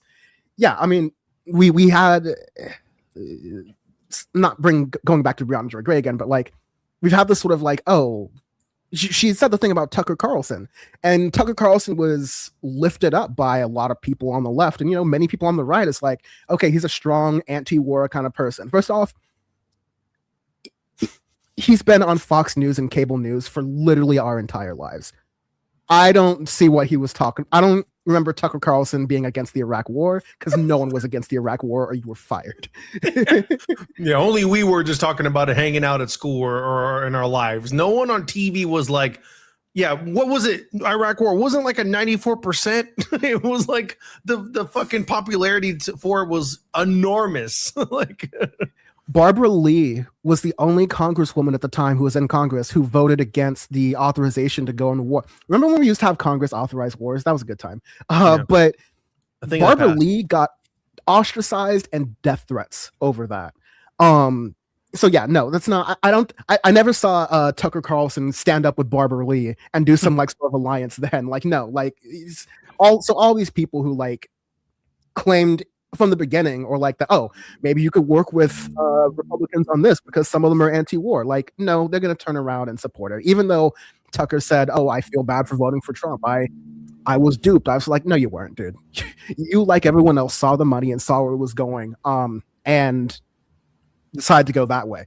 Putting that aside for a moment, though, there was this quote from Chucky the Shoom that I really did not like. And it's another one of those saying the quiet part out loud things, especially when it comes to the relationship between the United States and Israel. And I have a quick thought about how, I think the left is starting to kind of like lose the plot when it comes to Gaza. And that's like a very tough thing to say here, but I'm going to play this and then we'll go back and forth for it.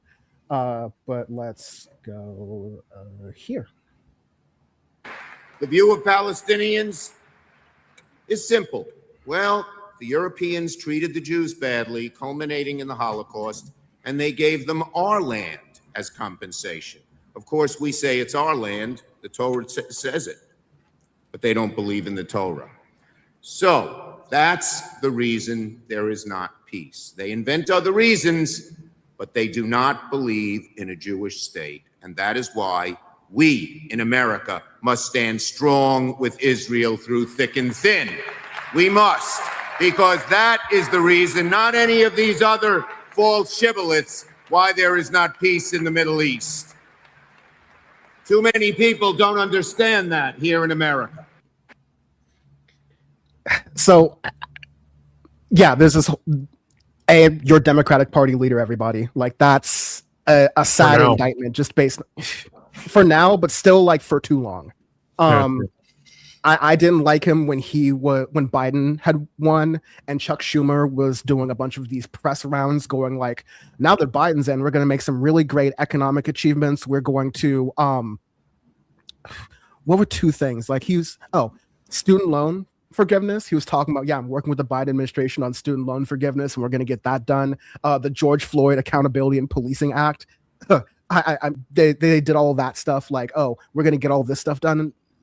None of that happened. It was all just talking, and not enough action. And then we're perpetuating the genocide of a people and the ethnic cleansing of a people that the best estimates say was done to about 60,000 people. But of course, as Israel's being raised, that number's going up even higher. To say nothing of the people who have been displaced all throughout the region, not just in Gaza, but in the West Bank, in Lebanon, in Syria, Iran now. All of that stuff that Chuck Schumer and the Democratic Party are enabling. So now you have a situation where most young people, right or left, don't have positive views about Israel. They don't have positive views about it as a governing entity, a political project, anything like that. The right reason, people, again, this is another one of those cases where people are like, oh, well, maybe the left and the right can get along on this because we can all agree that we don't like Israel's ethnic cleansing campaigns and the way they do statecraft in their region. The right hates Israel because they're Jews, because they're Jewish people. That's the main part of the base right there. And the left, I think a much less of that sentiment exists on the left. You are starting to see, some so-called left figures who are tone policing other leftists on how hard they go against Israel, or how they think, or how they sort of simple down, oh, this person's Jewish, so therefore they support the state of Israel, so therefore all these other different things. Oh, it's not possible for you to be a Jewish anti-Zionist. Now there's some people who are taking people's understandable frustrations with the situation going on, and just like the street people accounts and all this pop tragedy porn, they're saying, hey, look at the anger you feel for what this state is doing. This is why they control it. And I'm seeing too much of that on the left that never used to exist before. That's always existed on the right. And because of this sort of overlap on some aspects of this issue, I'm not seeing people on the left call it out forcefully enough. And I'm also seeing a lot of people on the left in comment sections and things like that doing these really bad conflations of Zionism and anti-Semitism and Judaism and all these other different things. And it is not making Jewish anti-Zionists any more safe in this country. It is not helping the Palestinian cause. It's also very funny that all of this is very charged around Palestine, when a lot of these people didn't know what Palestine was before October 7th. And that, to Bam's original point, which got me started on this, that sort of care is not being drawn back to Lebanon when the exact same thing is happening. That sort of care is not being drawn to Iran where the same thing is happening. We talked about this in the Congo. You can get a leftist really riled up about Gaza or Palestine, but you talk about the Doge cuts and the fact that the Ebola outbreak is pretty much entirely Elon Musk's fault. Black and brown people are struggling for a lot of reasons. America has a lot of these reasons for it, but I'm now seeing being anti-Israel just sort of a thing people say without the specific language that needs to be had about it. Not because Israel's special or anything, but because anti-Semitism is one of the oldest forms of hate in the world, and it's pretty entrenched into the United States and a lot of other systems that are currently very powerful right now. You have a rising right wing across the entire world, and you can't have a movement that claims to be for humanist or international rights or whatever, and your language surrounding Israel sounds like that of a Nick Fuentes.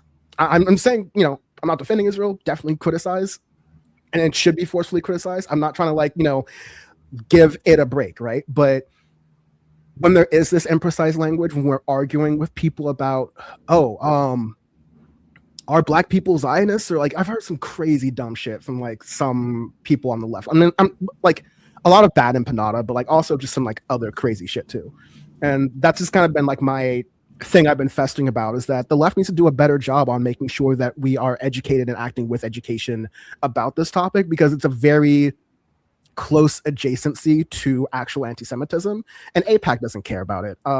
The ADL doesn't care about it. Chuck Schumer doesn't really care about it. But there are fewer and fewer people in society right now who are actually caring about anti-Semitism, and the left needs to remain one of those types, while also having a very strong forceful approach to making sure that Palestinians have liberation and dignity in our lifetimes.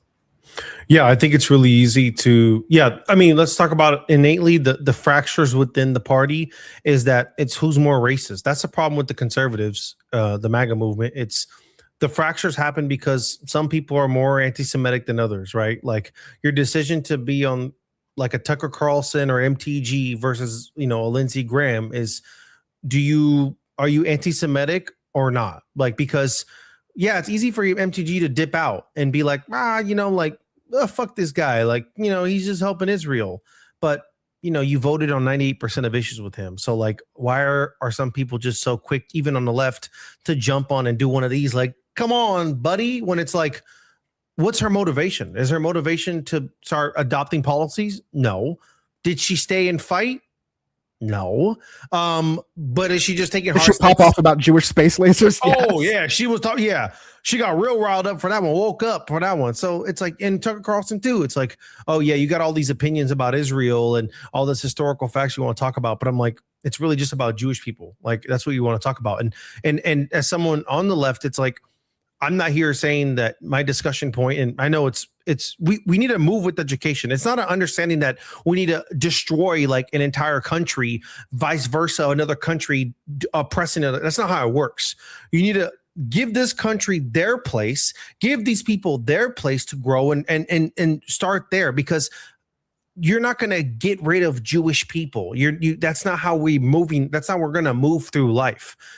Israel needs to be in a place where they elect better people, and because there's protests in Israel as well too. There's people over there who have values that we have here.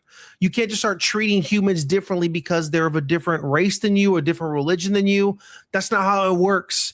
There's people, you need to understand their base, educate here in order to give people aligned on more leftist values so they can vote the right people in, they're not vote extremists into position of powers that commit extremist activities and violence within the region. That's the problem they're having there. There's a lot of extremists within the IDF and Israeli government that are doing horrific things around the world, and especially in the region.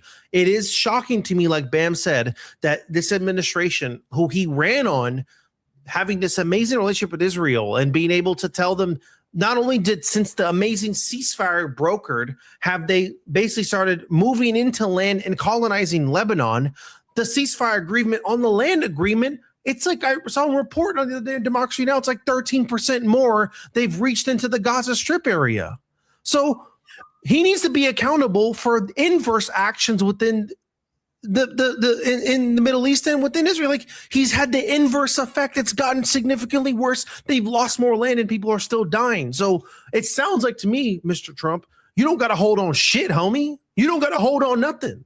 And you're not about anything you ran on. So feet to the flames, not only on the left, which it's easy to do, but the right needs to do it as well, because he's not keeping up to the promises made, promises kept, bullshit he ran on. No, you're 100% right.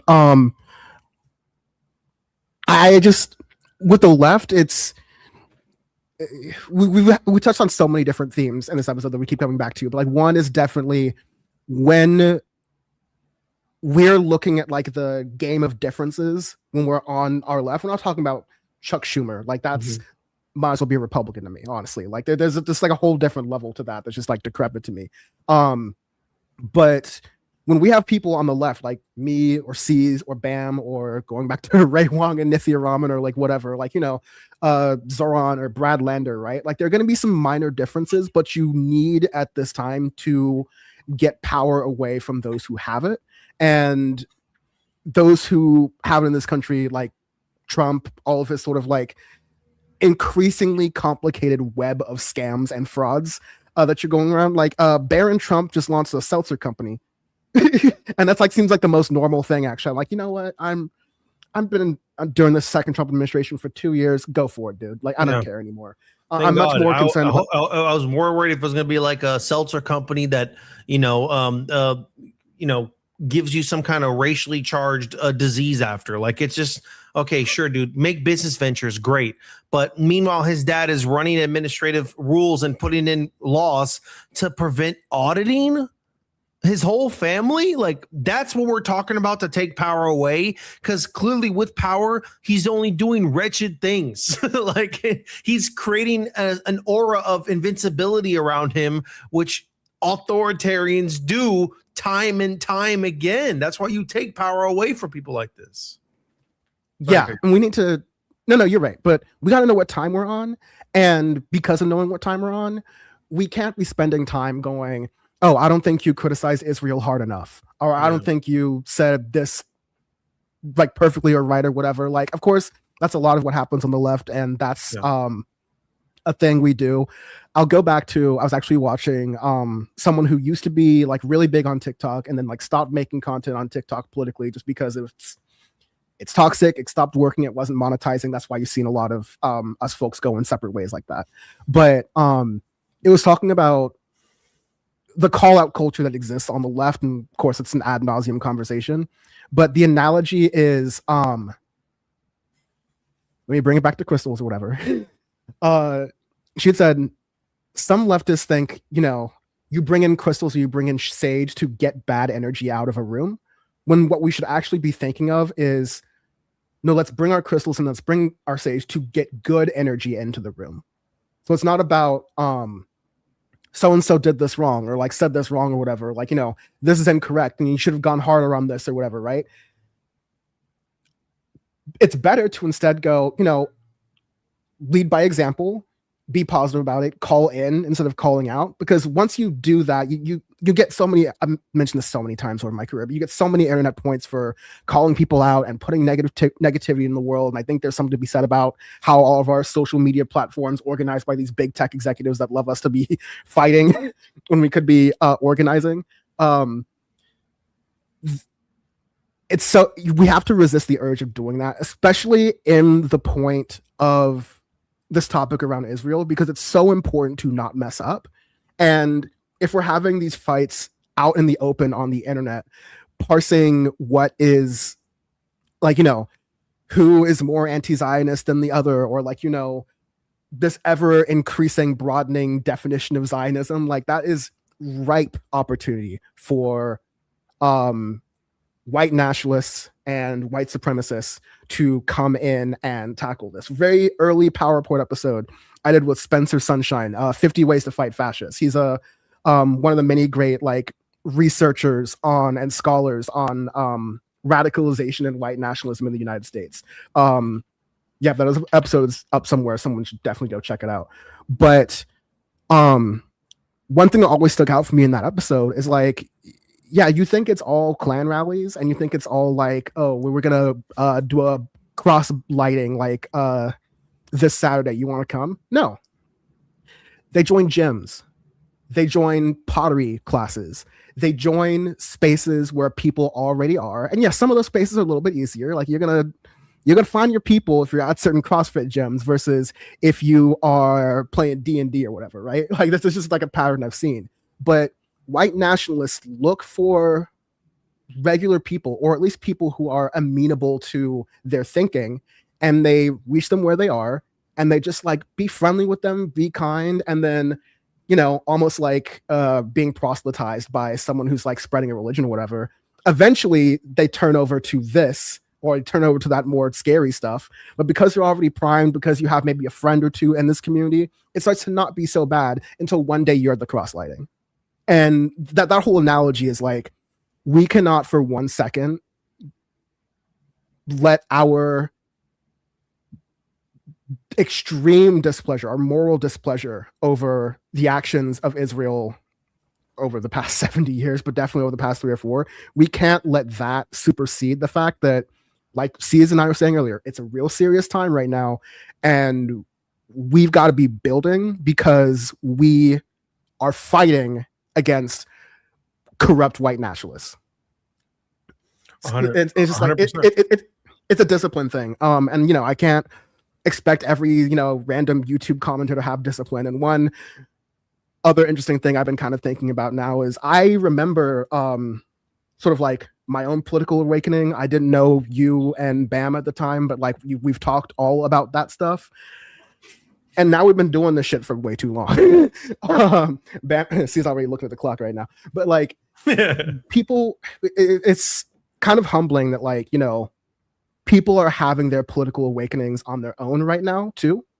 And there was a bunch of C's and Bam and I and no one else just came out like this, right? Yeah. Emma Vigeland and I joke all the time about how wasn't it so cringe that we were Bill Maher fans at a certain point in our life? Like, you don't come out perfect. You learn certain things, and hopefully through those learnings you continue. It's a discipline about always being willing to understand and grow and do different things. But a lot of people are coming of age in a politics where it's very avatar driven. It's not less of like, are you for single payer healthcare? Or are you for climate justice? It's, are you a fan of Hassan? It's like, are you a fan of these influencers, these like media figures? So many people are coming up within that, and fandoms and hive minds, and the social media environment we're in right now is dictating a lot of how people are learning about politics. And I think it's incumbent on the Hassans, the Emmas, you, me, everyone watching this, like, to do our best. Again, I don't want to say policing language, because that's what they're doing, and like, I don't like the slippery slope that goes down towards, but making sure that our politics, leftist politics, remains a standard and a place that stands up for human rights, because we're probably the only place in politics that does that, and at least tries to do that consistently. And we move slightly away from that every single time we have one of these conversations on the left about anti-Zionism and antisemitism and stuff. Like, it should be very simple and straightforward, and we shouldn't give any sort of leeway for some cult member to some like fascist cult member to infiltrate our communities. Yeah, Dan, I couldn't agree more with your point. I mean, let's expand on it. We gave that. The point that people are talking about on what's your stance on this and this, we did this with the Kamala Trump race. We did it. We tried it. We allowed it to slide. The left was passionate about this, not going to be the race where we're going to just take the lesser of evil. Fuck it. We're going to hold them accountable. You did it. Held Kamala accountable. You held Kamala accountable for a lot of even what Biden did and what she was discussing. Where are we now? It fucking blows. It's ass. It's trash. And across the board, they have power. It wasn't just everywhere. They got all the power. So in a room with me and Lindsey Graham, all these people, MTG, everybody, I can't get shit done. In a room with Dan, you, me, Bam, fuck it, Cory Booker, all these people, yes, we're not aligned everywhere, but can we come to discussions on things that we agree on in that room? I'm sure we can. I'm sure it won't be 10 out of 10. It might not be 5 out of 10. It might be 4. It might be 6. We don't know the odds. But the way you build is by building a base of people with like-minded ideas. Like-minded. We need to learn how to communicate again. We need to learn how to talk to somebody like a Cory or who the fuck, whatever the hell is one of these goofballs, and be like, yeah, I see what you're doing, but let me show you how that hurts my community. And if they're at least offering a space to listen, I can build more of that and change their mind and grow, rather than someone who comes in as an anti-Semitic, someone who comes in as a white nationalist, someone who shows up as a racist. They're never going to give me time of day. They're never going to listen to me. They're not going to listen to you. They're not going to listen to us. And I'll never be able to flip that from them. So power needs to be taken away from people like that won't even come into the fucking room and talk to you. They can't have power. We need to have power in places of people with similar ideals and values, where we can build and learn together. Because like you and Emma were joking about, at one point it was Bill Maher, every one point was watching Jon Stewart and so many of these classical Al Gore, some of these classic Democratic leaders that we've seen over time, and we've smiled and we have grown and transitioned and built our base and our values upon people with more like-minded. Whether some kids nowadays are into streamers, maybe there's political figures that they like more, like the Oliver Ma, etc. Yes, fundamentally, we know what you want. So that's forcing the Democratic base to what now? What are the talking points of Democratic base now? They used to always talk about crime all the time. Now I'm seeing housing, because it was so successful, Zohran. It was so successful in New York that now you're seeing some of these regular ass Democrats being like housing for all. Like, see, that comes from seeing what the wave does on a place like where Zoran wins, and we'll see in other places where the left and DSA, et cetera, can win as well too. Trust me, these boomers that you hate, that are some of your parents and stuff, they will shock you and join you on more things if you learn to grow and educate together. My mom was very conservative about things. I had family that was deep rooted in Bolsonaro. They saw how violent and radical the right was, and they start to adapt and grow with some of them. Not everybody will, but okay. And they start to understand your POV, understanding that I'm not pushing violent ideals. They are. And essentially that's what hopefully they want to steer away from. We need to learn. I know social media makes it hard because we're all trying to grab TikTok viral clips.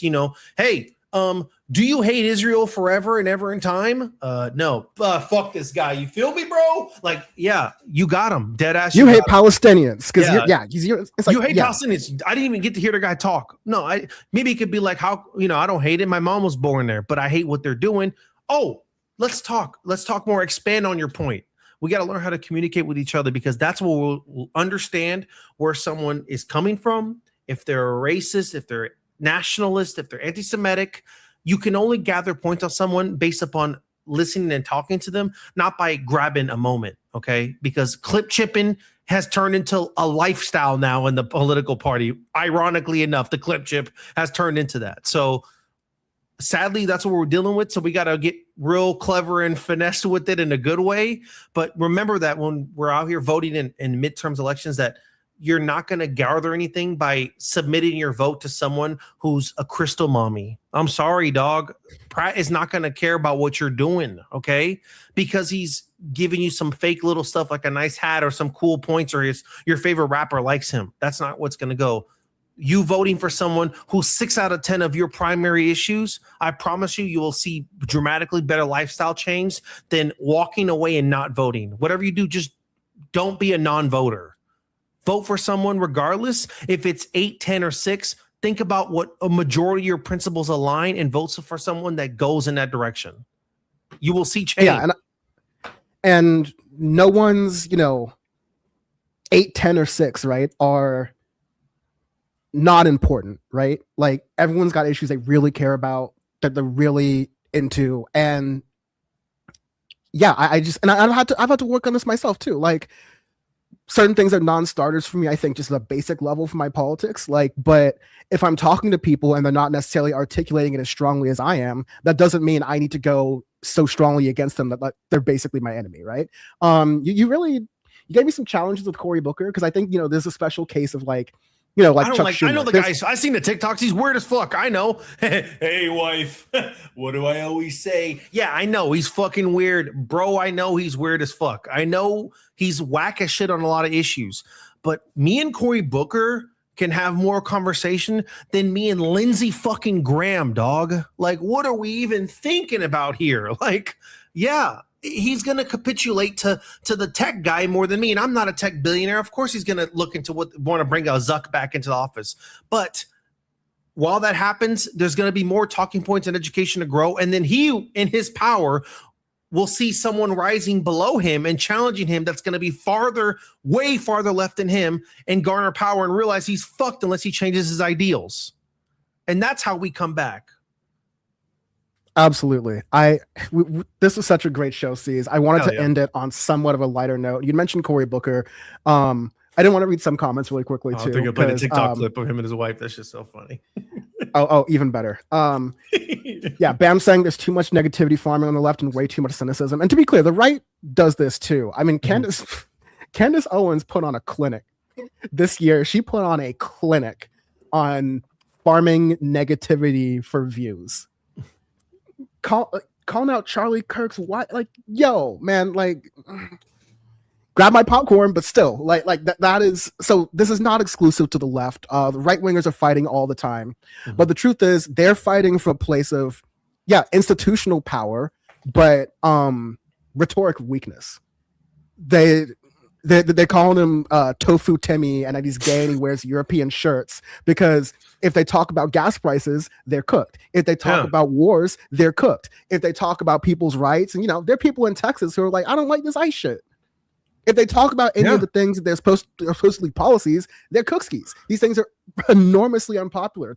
Trump's big things and Republicans' big things have been, okay, listen, Democrats are probably nicer people. They freedom for you and me, hopping around the street or whatever. But Republicans are going to take care of the economy and they're going to keep us safe. They've completely lost the branding on all of that, and they're going to have to be chasing to get that back. We have, like you see, you're saying, there's so much power that we have to actually use positivity and use, thinking, and all the values that we like to have on the left, and to use that for good and for like good political recruiting purposes. It's not going to get as many views. It's not going to be as salacious. You're not going to get as much banter or drama about it. But if you want to actually build your way out of these things and actually do stuff, there's the rhetorical wins like Zohran Mamdani centering things around housing, affordable and accessible transportation, all these other different things. Like, that's good. Still, these are things that actually have to get done too. So we're still watching Zohran on that, but we got to let these rhetorical wins happen where we can. The Democrats that we have are the Democrats we have. I would not have wanted Cory Booker to be elected. I don't fucking live in New Jersey. Graham Plattner, I've had my pros and cons with him. I don't fucking live in Maine. And I'm going to see how much I can work with him. Because there's, for every Plattner, there's a Fetterman. And I'm not saying they're the same, but when we're talking about who we can deal with and who we can't, there's that. Bring a Plattner to the floor, because the opposite of Plattner, that's easy to hold feet to the flames. But bring a Plattner to the floor, because I want to put his feet to the flames too. He needs to get the smoke too. Cory Booker needs to get the smoke too, to know that they can't act up however they want and be funny, because like Fetterman I don't know, he even realized he uses Google Translate just to talk to people on the street in English, which is holy shit, man. We were talking about like the Nick Shirley vacant stare, and John Fetterman's got that my too. God. You approach him in the mall, he forgot humans are around him. He's like, hey. It's like, what? You're the senator, right? No, like someone like that, that's a kind of person that comes into power, but you have so much around you that if he falls into that Republican base, it's not the majority. Yeah, he can act up and he falls into the Republicans. Great, they're minority. So bye, buddy, off to the dust. That you root out cancers, you root out evil. There's always going to be someone with ulterior motives. You'll never go through your whole life without getting scammed, without getting played, without getting lied to. It's about how you learn from that and you grow after is where you build and become a smarter person. You need to learn how to adapt. These people are never going to disappear. Humans, we're ass. We suck. Americans, we're the fucking worst, dog. Okay? So you got to understand that you got to work with what you got around us. We got to work with what we got around us and build something better out of it. We got to build something better, man. And Cory Booker, like you said, I'm not out here. I don't know anything about New Jersey, never even been. I'm not going to even go to give him points. I don't know what the fuck. I just be seeing him acting crazy on TikTok. But I know I can talk to Cory Booker before I can literally talk to fucking the new FBI, the new head of whatever that new guy that he hired in front of Pam Bondi. I can't talk to Mark or whatever his name is. Mark Wayne Mullen. I can't talk to Mark Wayne Mullen about shit, dude. I just want him. I want him getting muted ASAP after his 2 minutes are done on the Senate floor. I want the mute instant. That's what I want. No, real. Absolutely Citron, who I haven't seen in a while. So great there.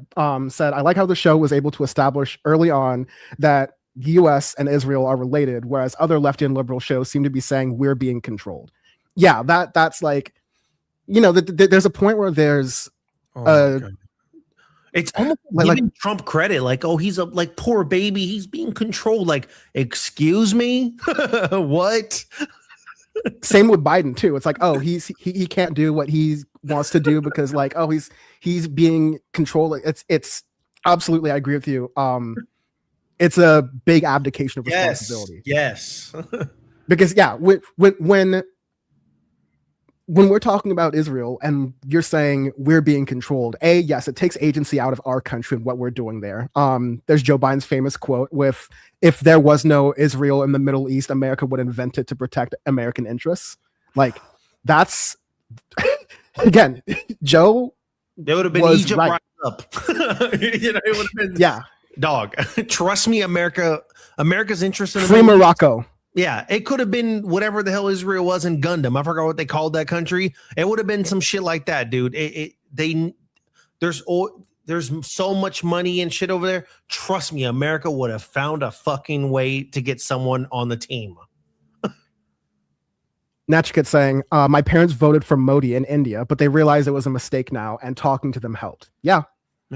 I stopped having arguments with people in my life about politics a long time ago because I found out what actually works is staying in their life and, something happening and they know I'm political. They go, hey, Dan, this thing I don't like here. I can go, well, let's talk about your ideology and the people you vote for and how that led to that conclusion. And it's not to make you feel stupid, but it's like why some of these things and some of these decisions are important. Yeah. I promise I want to end on a lighter note. So, here is Cory Booker, not campaigning for Abdul Al-Sayed in Michigan, but I think campaigning for other people. And, so there's that problem we have with him. But this has just been like a stem in my head for the past month or so. So congratulations. It's now y'all's fault too. Oh, fuck. Somebody and get him off the couch and get him on the field. We got points to put on the board. I want that Michigan fist. I want some unity. Unity is power. Or unity is power. I got one more thing now. I had some elders on Newark, New Jersey's great streets. I had some elders right here in Michigan, my grandparents. But the last piece of wisdom, if we're going to go from what hope is, the active conviction. The main part about that was I want that Michigan fist. I want that Michigan fist so deep. What? Hey, man. Give me that fist, Cory. Give me that fist. I want that good old Michigan fist. What? Wait. I had to look on Urban Dictionary. I was like, oh, God. What? Yeah, you hit that not safe for workplace Google search at work. The Michigan fist.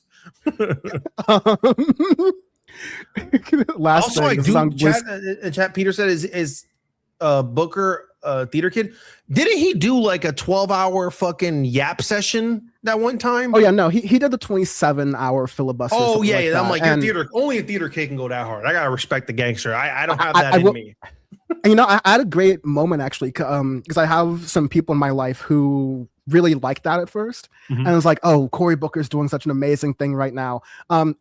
All the people in my life who said that are theater kids, and so I think it's recognized game a little bit, and B, yeah, I had to have the conversation of like, okay, if someone found Cory Booker's, antics to be inspiring or like meaningful in that early moment in the Trump 2 administration where like there's a lot of hope, a lot of lack of hope and a lot of sadness and a lot of fear, then I'm like, yeah, cool. That's totally perfectly fine.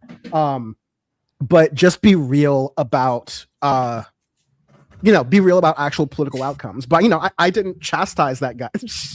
That's great. Hold on, put it up again. Shout out to the chat. Yeah, right here. This is when I run. This will be my fucking messaging. I'm gonna have All Might as my fucking campaign messaging. Just be ready. Last thing here, and then we're out. Someone made this joke on Blue Sky. There's the Joe Lure boxer fist that's in downtown Detroit, Michigan. And someone said, and Cory shouts he wants the Michigan fist. Ouch. Nah, man, we don't Power Report. The one thing we don't do, don't worry, Cory, we don't kink shame. Go off, King. Go crazy, man. Have a good time in Michigan. Shit. Yeah, but vote for Abdul, goddammit. Vote for Abdul, goddammit. We have the Michigan fist and the Power Report logo. Like, we don't discriminate. We can get down. Yeah, when you first started that, I was like, oh, cool. He's about to do a Power Report shout out.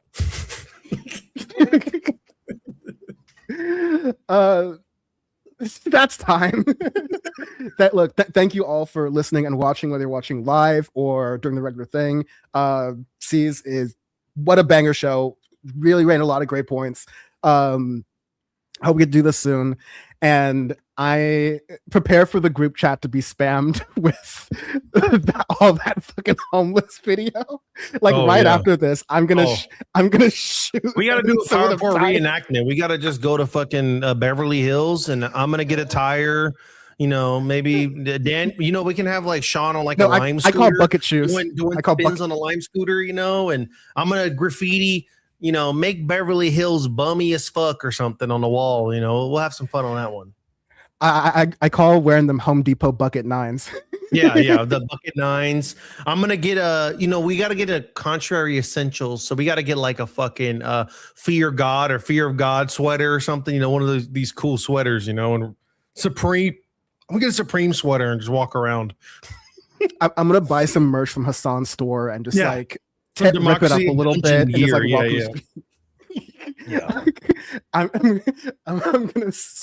I'm gonna spray paint on my building. New York's a shithole, and I'm happy about it. Man, that's gonna give me energy for a while. But anyways, as we talked about in many segments or parts of the show here, the power is always within you. Take care, be well, and yeah, have a safe summer. Yeah, one Peace, for y'all. all. Oh my God.